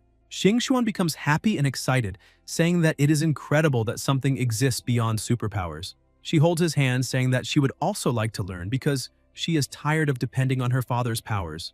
Sixizi says that if she has agreed, then the protagonist needs to take the first step. She uses her energy inside the protagonist's body, saying that the girl still cannot see her soul, so she needs to use his body. As soon as she takes control of Xuantian, she asks Xingxuan not to move. He touches her lips and she's a little surprised, asking what he's going to do. He kisses her on the forehead and she quickly begins to be taken to another dimension, questioning what that is, because she feels something emerging inside her own body. As soon as she opens her eyes, she sees Sixizi and says that she is very beautiful, asking if she is the protagonist's master. Xuantian says yes, and says that apparently now she can also see her. His master says that it really worked, but Xingxuan, still lost, asks what it was that she just saw. His master explains that she illuminated her spiritual consciousness with the protagonist's spiritual energy and that her spiritual root was activated. Xingxuan hugs her new master, thanking her and asking if she can now also use magic. Sixizi asks her to be a little patient and take that Flying Star Sword manual to study for a while. Xingxuan thanks her deeply for everything happening there. The protagonist says that it is already getting very late and asks her to stay for dinner, because he will cook, and she agrees. Sometime later, Yunshu had also arrived and met her brother's new friend. Xingxuan tastes a little and is impressed, saying that he is a great cook, and starts eating a lot. Yunshu even gets a little worried, asking her to slow down a bit. Xingxuan explains that it has been quite a while since she had dinner with so many people, so her appetite increased a lot. Xuantian asks her if her parents do not have dinner with her. She becomes a little sad and explains that they are very busy with work, so they do not have time for her. When she is at home, she's accompanied by a robot nanny. The protagonist is surprised and says that must be pretty bad. He thinks that since she is the daughter of heroes, she would have a happy and wonderful life, but apparently he was a little wrong. Yunshu says that Xingxuan can feel free to come there whenever she wants, because she will always be welcome. Xingxuan becomes happy and says that she will take advantage of that opportunity because she has a lot of advice to ask the protagonist for. After dinner the next day, they were watching breaking news saying that this could be the greatest crisis in the history of the Hero Association. Recently, the association sent several S-rank heroes to annihilate the King of the Deep Sea, but no one returned, including Dongxia, who ranks third among the S-rank heroes. The protagonist asks if that is not her father, asking if he is okay. Xingxuan does not know what to answer because her mother had not told her what had happened to her father. She decides to act calmly, telling the protagonist that it is better for them to leave that to the Hero Association because they will take care of everything and do not need to worry. She turns off the television and the two return to cultivating, but his master notices that she is a little absent-minded and tells her not to get distracted. Xingxuan tells her master that she learned to sense spiritual energy yesterday and learned many small spells. At this pace, how long will it take for her to reach the Qi training stage? She asks if she cannot take a pill like the one the protagonist took before, but Sixiji says that she cannot think about taking shortcuts. The pill the protagonist took to enter the Qi training stage had side effects. Although he is in the Qi training stage, his spiritual energy has been depleted twice as much as the average person's. Xuantian gets a little angry, saying that he did not know anything about that and asks why she did not tell him about it before. His master emphasizes that there is no reason to worry. As long as he practices carefully, the side effect will naturally disappear once he reaches the foundation stage. Xingjun returns with a big smile. His master asks if he managed to find all the herbs he needed. He says that this is the last medicinal herb, Jade Ganoderma. It is used to enhance the capacity for storing spiritual energy and will soon be refined. He asks who that little girl in the room is. Sixezi explains that she is her new disciple and that he arrived at just the right time. She asks what kind of magical weapons he has and tells him to bring some immediately so that her new disciple can defend herself. But he thinks about what his master just said, because all his magical weapons are meant for collecting medicinal materials and should not be given to anyone else. Sixezi scolds him, saying that he cannot hide them from her, and tells him to hurry up and take them out immediately. He hands over an invisibility jade which can be used to become invisible.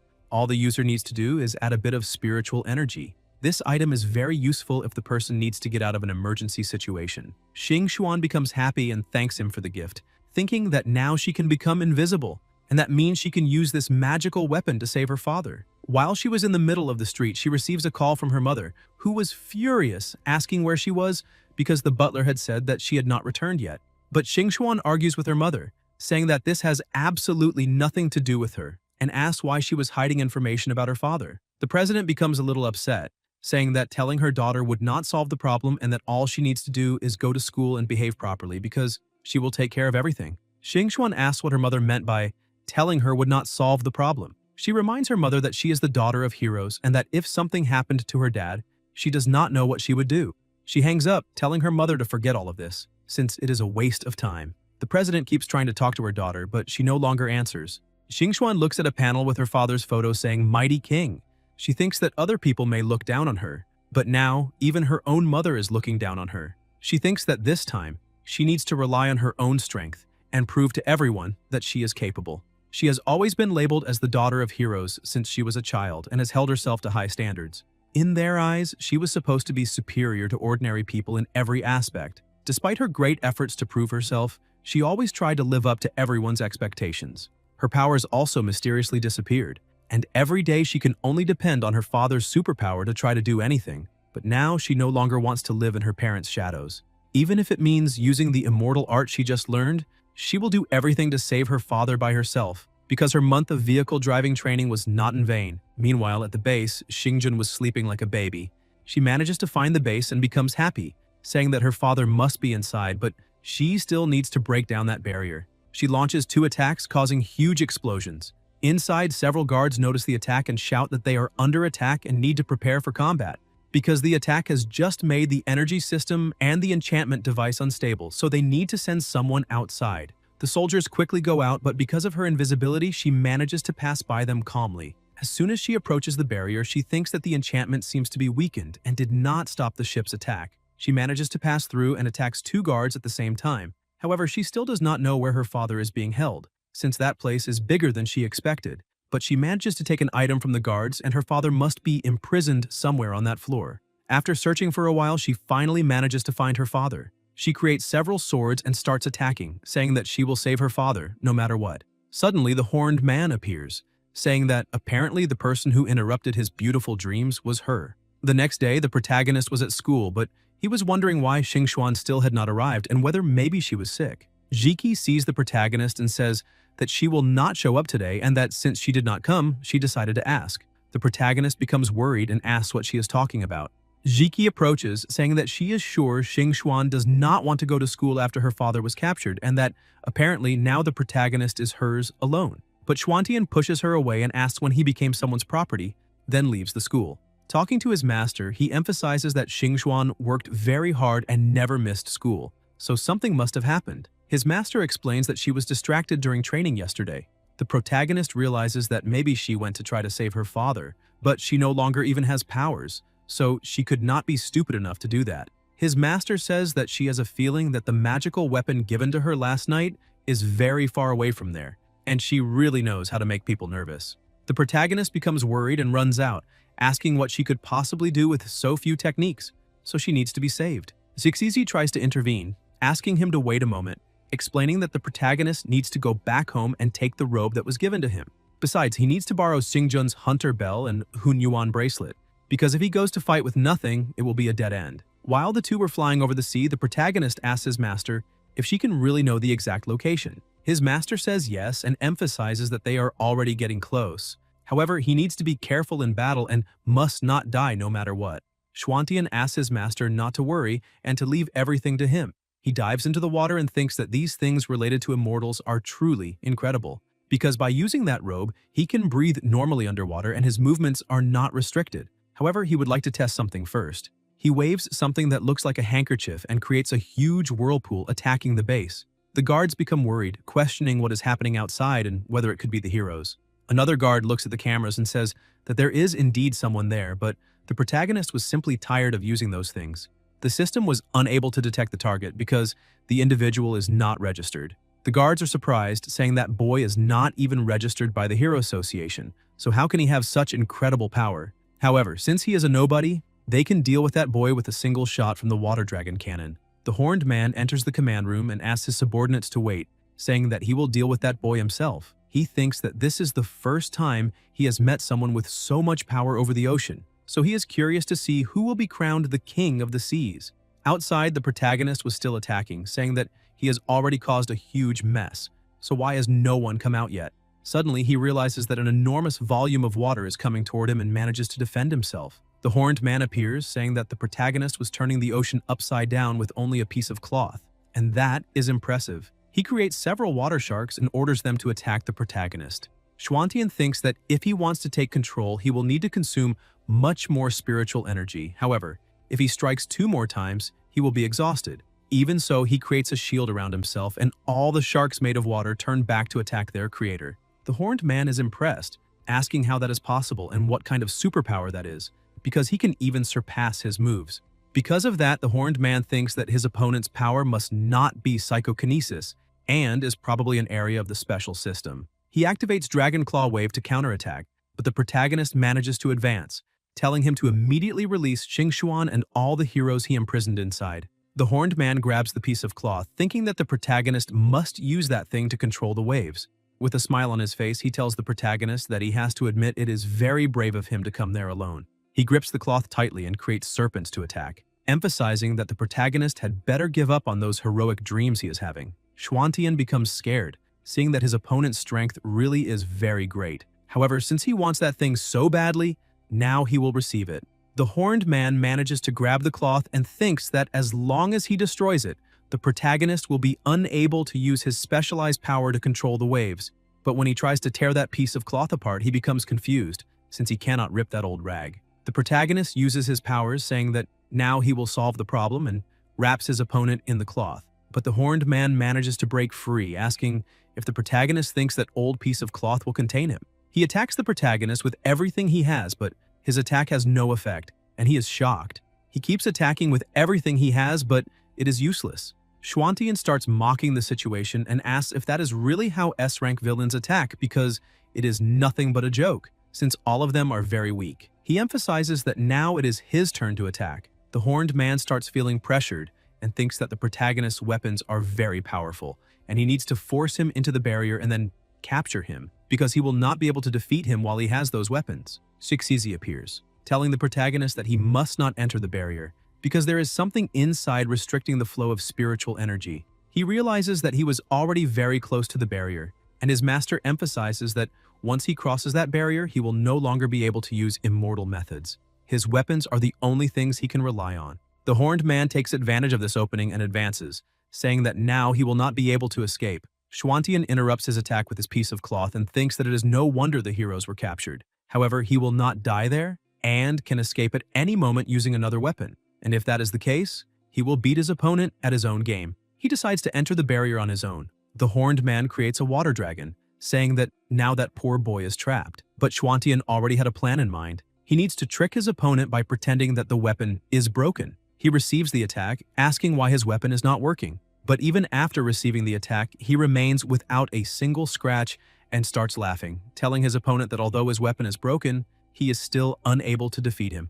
The horned man traps him inside a water bubble, saying that this does not matter because he cannot escape without his superpowers. Humans are the same as fish. He thinks that he needs to take that boy inside the bubble and then study his defensive weapons one by one. Schwantian keeps pretending to be scared and asks what that guy is doing, but all of this was going according to his plan. The horned man takes him inside, saying that since he wants to save those heroes so badly, then he will allow the protagonist to see with his own eyes their pathetic faces after losing their superpowers. He throws the protagonist into the room, telling him to behave, and emphasizes that tomorrow he will tell him how those heroes lost their powers. 5 minutes later, Schwantian goes to the door and realizes that apparently there is no one on the other side.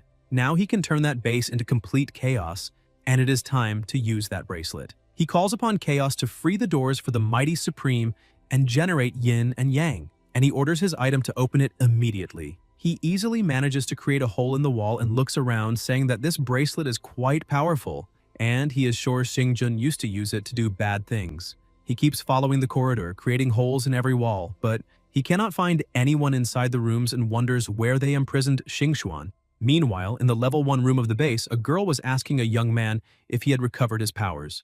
Tick, the 11th S-rank superhero, says not yet, because he believes someone there has deactivated their superpowers. The 12th S-rank superheroine, named Siren, asks if it is possible that the enemy is a user of a special system. That is very troublesome. If they do not know how he activates his power, it will be difficult to escape. She becomes sad, saying that she has not done live streams for days, and if her fans find out the state she is in now, they will certainly abandon her. The protagonist manages to find the two of them, but thinks that the king of the deep sea even captured ordinary people, so he will come back there later to rescue the mother and the son. A short time later, he reaches the last room and finally manages to find Dongxia. He enters the room, happy, because he finally managed to find one of the people he was looking for. Dongxia looks at the protagonist and asks who he is and whether he was sent by the Hero Association to save him. The protagonist explains that he is Xingxuan's classmate and is there to rescue the two of them. Dongxia is surprised and asks if he really is a student, questioning if that was the superpower he used just now. The protagonist says that it is more or less like that and asks if he knows where they imprisoned his daughter. But Dongxia becomes possessed by rage and asks if the protagonist is really saying that they also captured Xingxuan, and that when he gets out of there, he will make all of them pay one by one. Schwantian asks him to wait a moment because he will free him now, but Dongxia asks the protagonist to wait because that cage is specially reinforced so he cannot open it. As soon as he gets out, an alarm will be triggered and he cannot use his powers right now. Because of that, he has a very important task for the protagonist to carry out. Since he managed to get in there alone, it means he is capable of taking on that task. Schwantian asks him to say what needs to be done and he will do it. Dongxia explains that somewhere inside that base there is a machine hidden that can nullify powers, and when he destroys it, Dongxia will be able to break free on his own. The protagonist says that when he found that base, he also discovered that there is some kind of enchantment outside it and asks where he can find it. Dongxia says that he read about it in an underground laboratory he had destroyed. This machine needs to be connected to electricity, and there must be a heavy army protecting it. It is difficult to fight them directly, so he suggests destroying the energy system. Schwantian says that he understands and that he will carry out the mission immediately. Meanwhile, the guards were drinking, telling everyone to relax, because the head captain is protecting her. Besides, the boss is in his own room, so they can have their own fun and no one will find out. They open the door saying that she is one of the top celebrity streamers, much better than the girl the boss captured yesterday. They ask Siren to play with them right now, but she gets irritated, asking how they dare do that. One of the guards keeps laughing, saying that now that they have lost their superpowers, she is just a weak woman, and the other one is an ordinary child, so there is nothing they can do. All she needs to do is obey the orders they are giving. Tick steps in front, saying that he will not allow it, but one of the guards kicks him, sending him flying away, telling him to get out of the way immediately. He gets ready and tells his colleagues that they can enjoy themselves as much as they want that night because they will have a beautiful S-rank superheroine. She tries to attack, saying that they are nothing but a bunch of disgusting men, but the guards grab her foot and say that she can keep trying because the more she struggles, the more exciting things become. Suddenly, the protagonist opens the portal and punches the soldier in the face, knocking out one of his teeth, telling them to take their filthy hands off that boy's mother immediately. But Siren gets angry and shouts at the protagonist, asking who he is calling a mother and questioning whether she looks that old. Tick asks her to calm down because that boy just saved the two of them. The protagonist says that they cannot waste time, so he needs to quickly finish off those three idiots. With one attack, he manages to defeat all three at the same time. Siren is impressed, asking if that is the boy's superpower. However, he should not be able to use his power inside that place, so who is he really? He goes over to one of the guards and takes one of their communicators, saying that now no one will disturb them for a while. Besides, they can also take that communicator and create a communication channel. If anything happens, they just need to call him immediately. Siren thanks him and asks if he was sent by the Hero Association. But the protagonist says that he is just a passing student. However, he has other things to do now and will come back to save them later. He opens the gate again and passes through the wall, leaving her surprised, because he managed to leave that place extremely easily. Meanwhile, in the security room, the guard was sleeping while the protagonist was doing all of that. Another guard enters and punches his companion in the head, calling him an idiot and asking who let him sleep there, because they need to send those heroes to Cthulhu and none of them can be missing. But as soon as he looks at one of the panels, he gets scared and asks how that boy managed to escape. The guard runs out saying that he is going there now and that his companion needs to sound the alarm and warn the boss. The two guards standing in the corridor say that it is very boring to stay there, so they need to go out and have some fun. The protagonist thinks that after a long time, he has finally arrived, but suddenly the alarm begins to sound and the two guards run toward him. He thinks that he does not have much time to waste and needs to race against time, defeats the two of them easily, and advances to the energy equipment room. As soon as he enters, he realizes that this seems to be the right place, and now all he needs to do is destroy it. But one of the guards tries to attack him from inside. However, his robe protects him from any attack. Meanwhile, inside the study room, the horned man was holding the protagonist's handkerchief, saying that it is very strange because the texture of the cloth is normal and it is also not a product made from superpowers, so why is it so resistant? However, he decides to leave that aside since the people from Cthulhu will go there to check and they will conduct a lot of research in that field, so he believes he should be able to get some answer. He starts dancing, saying that it is impossible to control the ocean with only a piece of cloth. Suddenly, the alarm starts ringing for him too. He asks what is happening and one of the guards bursts through the door shouting for the boss but becomes a little surprised when he sees what he was doing. The horned man composes himself and asks what the problem is. The guard shouts in fear, saying that the guy they captured earlier escaped. The deputy chief is impressed, asking how he managed to do that since he cannot use his superpowers inside that place. He orders all the soldiers to stay exactly where they are because he will deal with this problem personally. The deputy chief runs out thinking that the protagonist was heading to the energy equipment room, so maybe he knows the secret. And if he lets all the heroes escape, those people from Cthulhu will tear him apart, so he needs to stop him immediately. Meanwhile, the guard who is trying to attack the protagonist questions how he can use his superpowers, because they have tested that machine so many times that it is impossible for there to be a bug. Schwantian laughs and attacks the soldier, saying that it is because he is the bug himself. He begins destroying all the energy equipment and laughs, saying that the task is complete. The girl from before, outside, was approaching, saying that something strange was happening because the machine's barrier disappeared and something is wrong. Chelsea, a member of Cthulhu, asks Monet if the heroes the boss asked them to collect did not escape. McCarter, another member of Cthulhu, says that this will actually be a little fun, since she loves this game of cat and mouse. Monet becomes worried, saying that something happened, and asks Chelsea to go with her so they can check the machine. Meanwhile, McCarter needs to go check on the heroes. They reach level 3 of the base, and Chelsea realizes that the energy system is broken. Monet asks him to recharge the device immediately because she hopes those heroes have not realized that they recovered their powers. Chelsea starts laughing and uses his electricity powers, saying that his turn has finally come. However, a huge explosion happens, throwing the two of them back. Dongxia appears, saying that this was already expected, and apparently the two of them are guilty. Monet asks Chelsea to leave that to her, and he needs to hurry and go get the other heroes. Meanwhile, on level 2 of the base, the protagonist was entering and sees McCarter attacking Siren and Tick. He cannot believe the two of them were being attacked again and asks who they are fighting now. Siren keeps attacking, saying that if she remembers correctly, that is the S-rank wanted criminal named McCarter, who was rescued by Cthulhu from Monty Island prison. She blocks the attacks and emphasizes that she did not expect anyone to recognize her. The protagonist starts moving inside the room, saying that the king of the deep sea is still around there, and now another problem like this has appeared. McCarter says that there is a rat sneaking around and tries to attack the protagonist, but Tick shouts for him to be careful and creates an ice barrier to protect him, asking if he is okay. The protagonist says yes and thanks him. McCarter gets even angrier, saying that this obstacle is very annoying. The protagonist steps in front of the two of them and Siren asks him to be careful because that woman is very fast. Schwantian thinks that they need to find a way to restrict that woman's movements. He notices an opportunity and attacks by sending the ring toward her. However, she defends herself, saying that this kind of attack will hardly hit. But the ring swerves, grows larger, and starts chasing her. The ring's speed is extremely greater than hers, and it manages to place itself around her body, imprisoning her. He tells the others to attack now.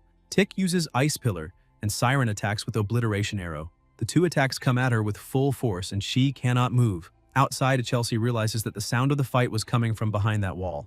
But suddenly, his companion is thrown hard into him, and the protagonist celebrates, saying that they managed to hit both of them with only one attack. He takes his ring back. Siren and Tick look at each other, wondering what kind of superpower the protagonist has, because they cannot feel any superpower coming from him, but he has a surprisingly impressive style. Suddenly, another huge explosion happens, drawing the attention of the three of them. The horned man appears, saying that he has finally found where that rat was hiding. Schwantian says that guy probably heard the noise from the fight and came to them. Siren and Tick step forward, and she says that guy is very strong and the protagonist has no superpowers and is not a member of the association, so he only needs to stay behind them and away from the battle. But Schwantian thanks her for the consideration, however.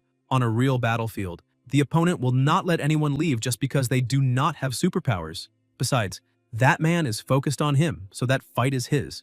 The two are impressed again, seeing that the protagonist is not only very strong, but also very confident. Tick says that he would at least like to help in that fight, but the deputy chief simply throws him away, telling him to get out of the way already. The protagonist takes advantage of that distraction and says that now it is his moment to attack, using the cloud-piercing finger. The attack was so powerful that it caused a huge explosion. He returns asking if he really managed to win the fight already, but the horned man shouts, saying that he was able to make him reveal his true form, which means he underestimated the protagonist. The three are impressed, saying that there is no way that guy managed to withstand that attack, but the truth is that he had transformed into a huge dragon. Siren says that they must keep attacking non-stop. However, the attacks were not working. Siren realizes that his dragon scales are very thick and that there is absolutely no way to pierce them. The dragon aims at the protagonist, saying that now he is going to hell, but Siren steps in front of the attack to save him. She falls unconscious to the ground. The protagonist tries to talk to her, but there is no response. He looks to the side and sees that Tick had also already been defeated. He questions what he should do now that both of his companions have been defeated. The horned man says that the protagonist only has two options. The first is to hand over the weapon in his hands and reveal its secrets. That way, he promises to let him leave without pain. The second option is to be cut apart limb by limb, and he will make sure he can never use those things again. The protagonist asks his master if there is another way to use that bracelet. She explains that the bracelet also has other effects, but with his current cultivation level, if he forces its use, he will be severely exhausted. Schwantian starts releasing more power, saying that there is no way to know the consequences if he does not try, not to mention that he does not want to be defeated by that kind of useless person. The protagonist advances, saying that the price for his weapons will have to be paid with his opponent's own life. However, the dragon says that those things will have no effect on him and receives the attacks. He starts duplicating, creating several other rings. The dragon keeps laughing, asking if the protagonist is doing some kind of magic trick for him because he does not know what use that has on his body. Schwantian asks if that is really true and asks what the dragon will do with 10 of those rings. The rings begin trapping the dragon, and Schwantian orders them to start closing in, crushing him. His master looks at the protagonist and thinks that he really is very smart because he had the idea of using his duplication power and, at the same time, provoked the king of the deep sea and distracted him so that he could trap him with a single move. Besides, she realizes that the protagonist has already completely exhausted his spiritual energy because his legs are starting to tremble, but even so, he refuses to give up. This makes her even more enchanted by that boy's strength. The dragon, still being crushed by the rings, shouts that he will manage to break free and eliminate the protagonist. Schwantian, trembling and almost out of energy, says that he would like to see who manages to kill the other first. But Sixizi asks him to wait a moment and explains that that beast from the bottom of the sea possesses abundant spiritual energy, and if he can sign a master-servant spiritual contract with him, it will be of great benefit to the protagonist's cultivation in the future. Schwantian tells the king of the deep sea that he has two options. He can become his spiritual pet and follow his orders,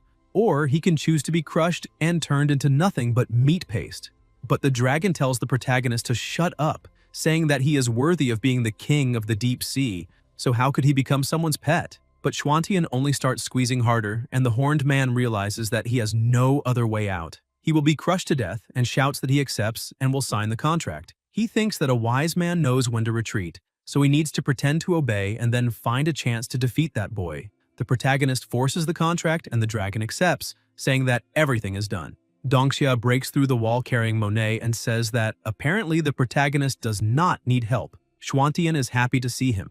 Dongxia explains that he left everyone else in a safe place and thanks the protagonist for his hard work. Now he will take those people there to headquarters because he assumes they may be able to obtain more information. Schwantian says that is great and thinks that this guy really is his idol. However, suddenly something passes by Dongxia extremely fast, ripping off one of his arms. A woman apologizes, saying that she did not mean to rip it off, but asks if this is what S-rank heroes are because they are very weak. Dongxia tries to heal himself to contain the wound, and the protagonist tries to go over to him to see if he's alright.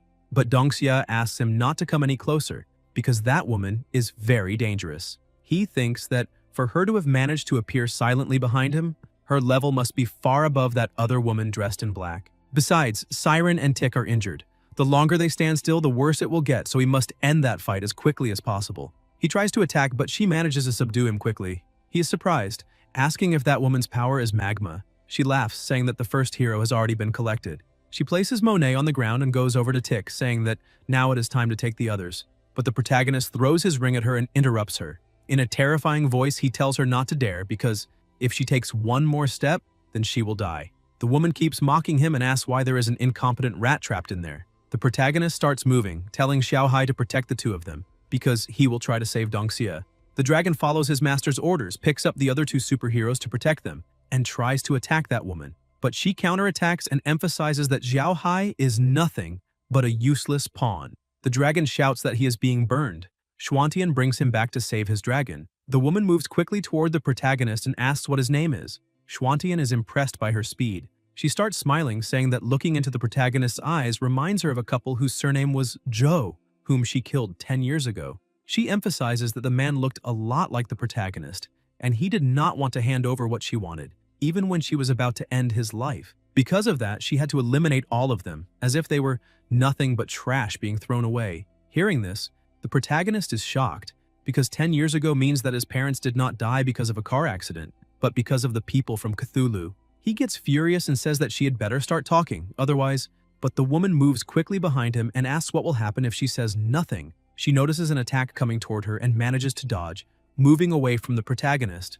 Dongxia managed to break through the magma cage. He asks Tick and Schwantian to run away with Siren and leave the rest to him. The protagonist refuses, but Tick ties him up and says that it is all right, asking his chief to be careful and return safely. The protagonist, still unable to accept that situation, orders him to untie him and asks if Tick has forgotten that they are from the same association. So how can they leave a member alone and run away from a fight? Tick, with tears in his eyes, shouts that he has not forgotten, but he also knows very well what a hero's responsibility should be. They are all running out of energy and staying there will only get in his way. They need to run, otherwise everyone will be killed because they are too weak at the moment. Schwantian still cannot accept all of this.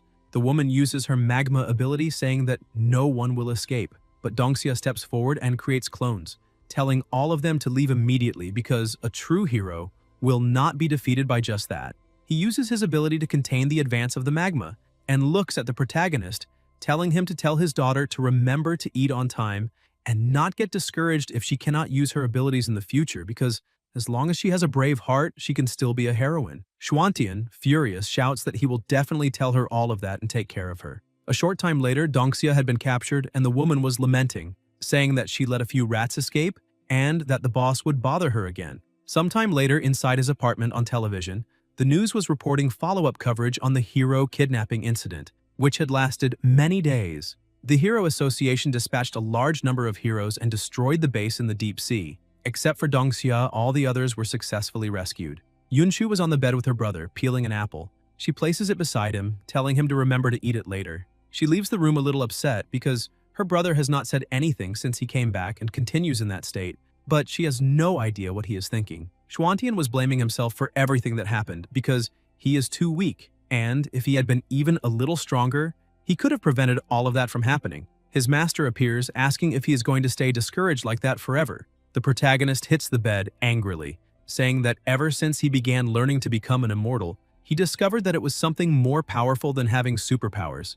So he thought there was nothing in the world he could not achieve and never thought about his own limitations. If he keeps being reckless like before, he will not be able to protect anyone, just like what happened now. In a confident tone, he begs his master to teach him how to become even stronger as quickly as possible. He goes to Xingxuan's room and tells her everything her father had said. She asks if her father really told him to say all those words, because he really is an adorable idiot. The protagonist asks her not to worry because there are many great heroes in the association, and they will definitely find a way to rescue her father. With a smile on her face, Xingxuan says that it is all right, that the protagonist does not need to stay there to comfort her, and asks him to leave because she is going to rest. But as soon as he leaves, the smile on her face falls into complete despair. She remembers when she was just a small child and her father would come through the door apologizing because he had come back late again. A dozen children had been trapped in a fire, and his duty was to save them. However, he promised that the following year he would definitely be there blowing out the candles with her. However, with tears in her eyes, she slapped her father's hand, saying that he kept saying the same thing every year. She begins questioning what it means to be an S-rank hero and what that duty he always talks about is, because he is only hurting himself every day.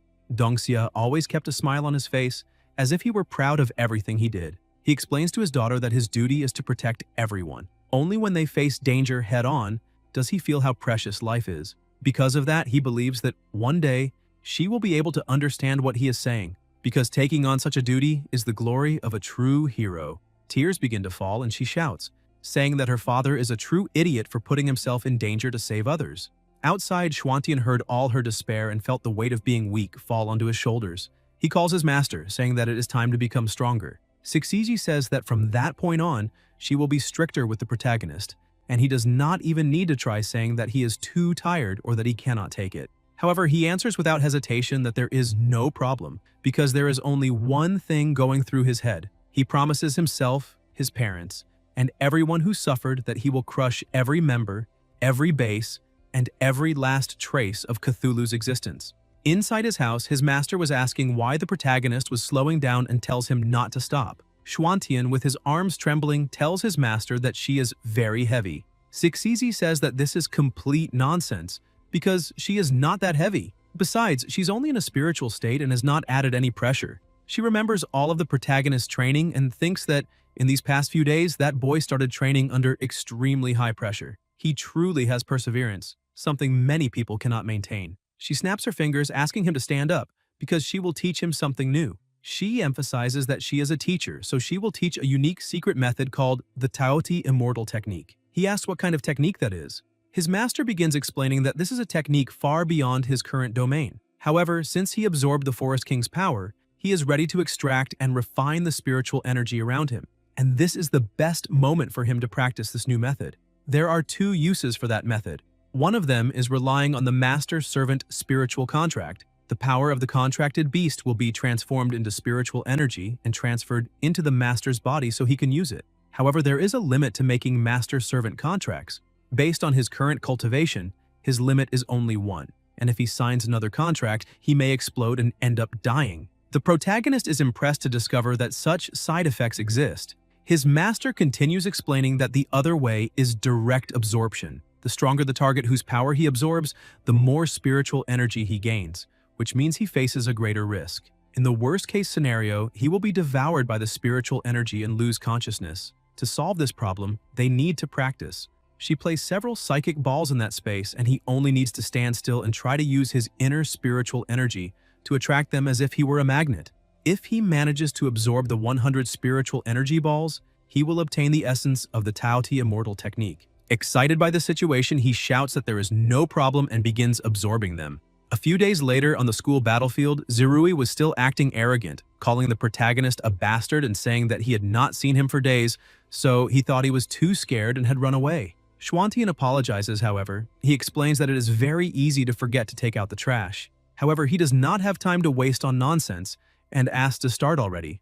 Zirui says that it is fine and asks the protagonist not to cry afterward. He thinks that to defeat him, he spent days dedicating himself and researching, making the most of his power. His superpower is to use money as the price to equally summon a powerful ghost giant. He managed to summon that monster using 100 million, and that is more than enough to defeat that piece of trash. His subordinates are impressed, saying that this is the first time they have seen the boss summon that thing, and they wonder how much it cost. The other one says that beast is immune to physical attacks and should have the strength of an A-rank monster. The monster tries to attack the protagonist, but he dodges and blocks the other attack. Zirui keeps provoking him, telling the protagonist not to just keep dodging, and asks where all that arrogance from before went. The protagonist keeps dodging and thinks that the monster is too large, so he cannot absorb it directly with the immortal method.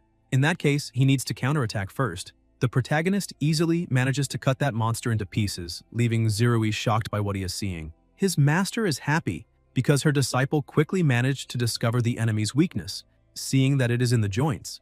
That is not bad at all. After finishing chopping up his dinner, he devours everything, and Zirui cannot understand what is happening. The protagonist smiles and thanks him for the hospitality. The other students start saying that the protagonist is the transfer student who got an S-rank score on the freshman test, and that was impressive, because he won easily, which shows that his superpower is very strong.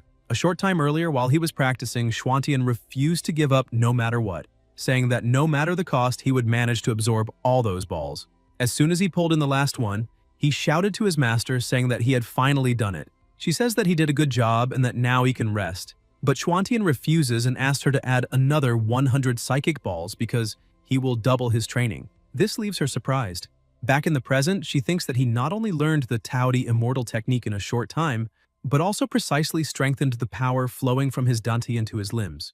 Its effects are also much more stable than when he cultivated for the first time. This means that the boy's growth is visible even to the naked eye. Schwantian goes over to Zirui and says that apparently he has been defeated. The winner has already been decided. His opponent can forget their previous promise because he does not want such an incompetent son. The previous bet was that if the protagonist lost, he would have to leave that school immediately. On the other hand, if he won, Zirui would have to kneel before everyone and call the protagonist father. Zirui was extremely irritated by that, but he notices that some people behind him were saying that apparently he is screwed, and now he will no longer have the courage to show off at school again because the son of the richest man has now become poor, and not even his father will acknowledge such shame. Zirui is completely humiliated on the ground. Meanwhile, at Cthulhu's space base in the North Sea, a monster arrives and goes to meet Cthulhu's main boss named Isogda. He tells his subordinate that he is 2 minutes late. That is the Gravity King, an S-rank monster. The Gravity King emphasizes that he is very busy and that if it were not for Miss Monet, he would not even have gone there. Isogda tells the Gravity King that he should know that he never waits for anyone, but the Gravity King simply ignores all of that. Monet goes over to the Gravity King and asks him to look at the plan first because she is sure he will be interested. As soon as he starts looking at the plan, he realizes that he needs to create chaos and make Summer Island disappear. And that is very interesting. That mission is dangerous, so the price will be 3 times the current payment. He thinks that if such a thing happens, it will be a great event that shakes the world, so the eyes of the whole world will be on him. That way, he will earn the title of the most evil villain in history, the Gravity King. He emphasizes that if the plan goes well, he hopes Miss Monet can have a drink with him later. She says that if everything goes well, she can consider doing that. He gets excited, saying that he will prepare, and they only need to wait for the good news. Monet asks her boss if, after they finish that mission, she can gouge out that guy's eyes. Isogda says she can feel free to do whatever she wants. Meanwhile, inside the laboratory, Dongxia was being used as a lab rat. A chief goes over there and asks how the experiment is going. The woman from before explains that they are trying to extract his superpowers, but he keeps resisting with psychic power. At the current speed, it will take more than a month to do it. Isogda asks her to remember that no mistakes will be allowed in the wall program. She tells the boss that she met a teenager who looked a lot like Dr. Zhou while she was capturing Dongxia, so she suspects that there may be some kind of connection between them. Isogda grabs her by the neck and she gets excited, saying that this feeling is very good. He asks if she is saying there was a leak in the operation. He shouts at her, saying that he can keep her head where it is now, but she needs to go find out exactly what happened and clean everything up.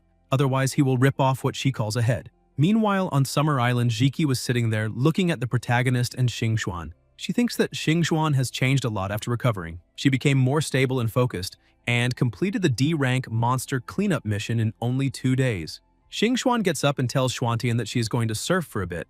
Jiki thinks that, on the other hand, The protagonist completed that same mission in only one day, and something must be going on between the two of them. His master appears saying that the top of that mountain is full of spiritual energy so they can train there. Cynthia asks if her sister saw that Summer Island actually has a Chinese-style pavilion right there. Sinmia asks if that is serious.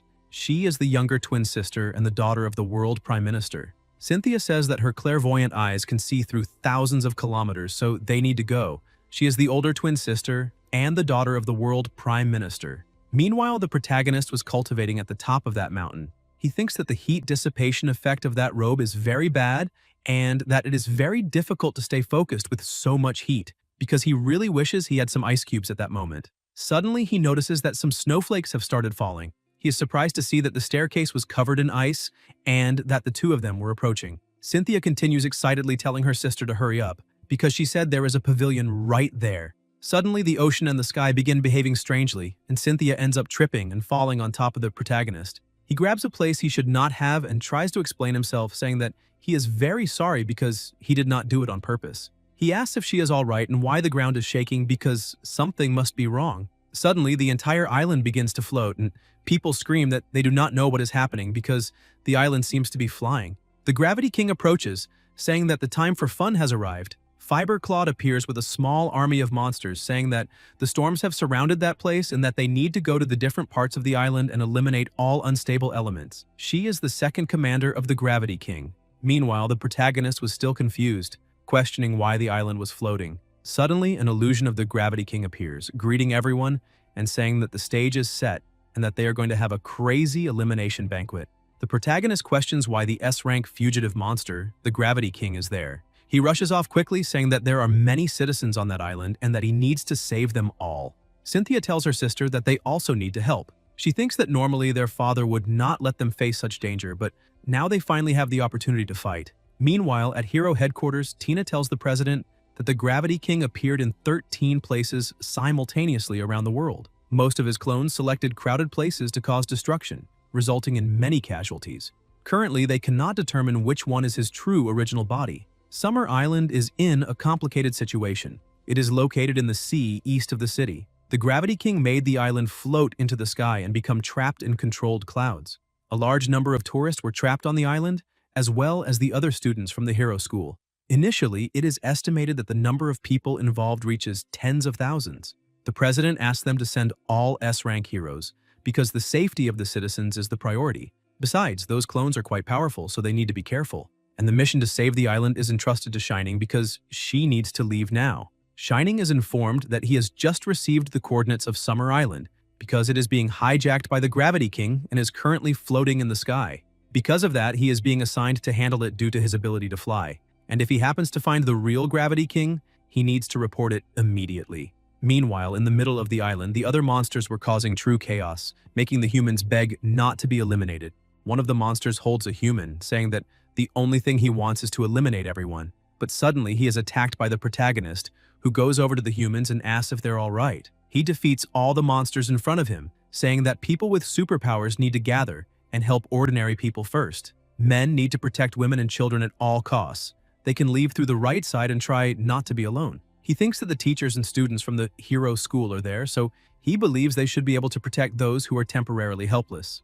The people with superpowers try to control the crowd, asking them not to panic and to stay calm. The twins also approach, defeating one of the monsters, asking them to stop bullying the weak. They continue attacking, causing a huge mess among some monsters, but they end up getting distracted and are caught off guard by another monster who knocks them to the ground. The monster starts laughing, saying that he found a pair of beautiful sisters and that tonight will be like paradise.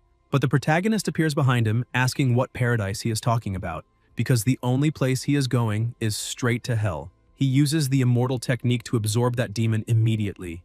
Guys, if you enjoyed the video, leave a like, comment, and subscribe to the channel so you don't miss new content. Thank you.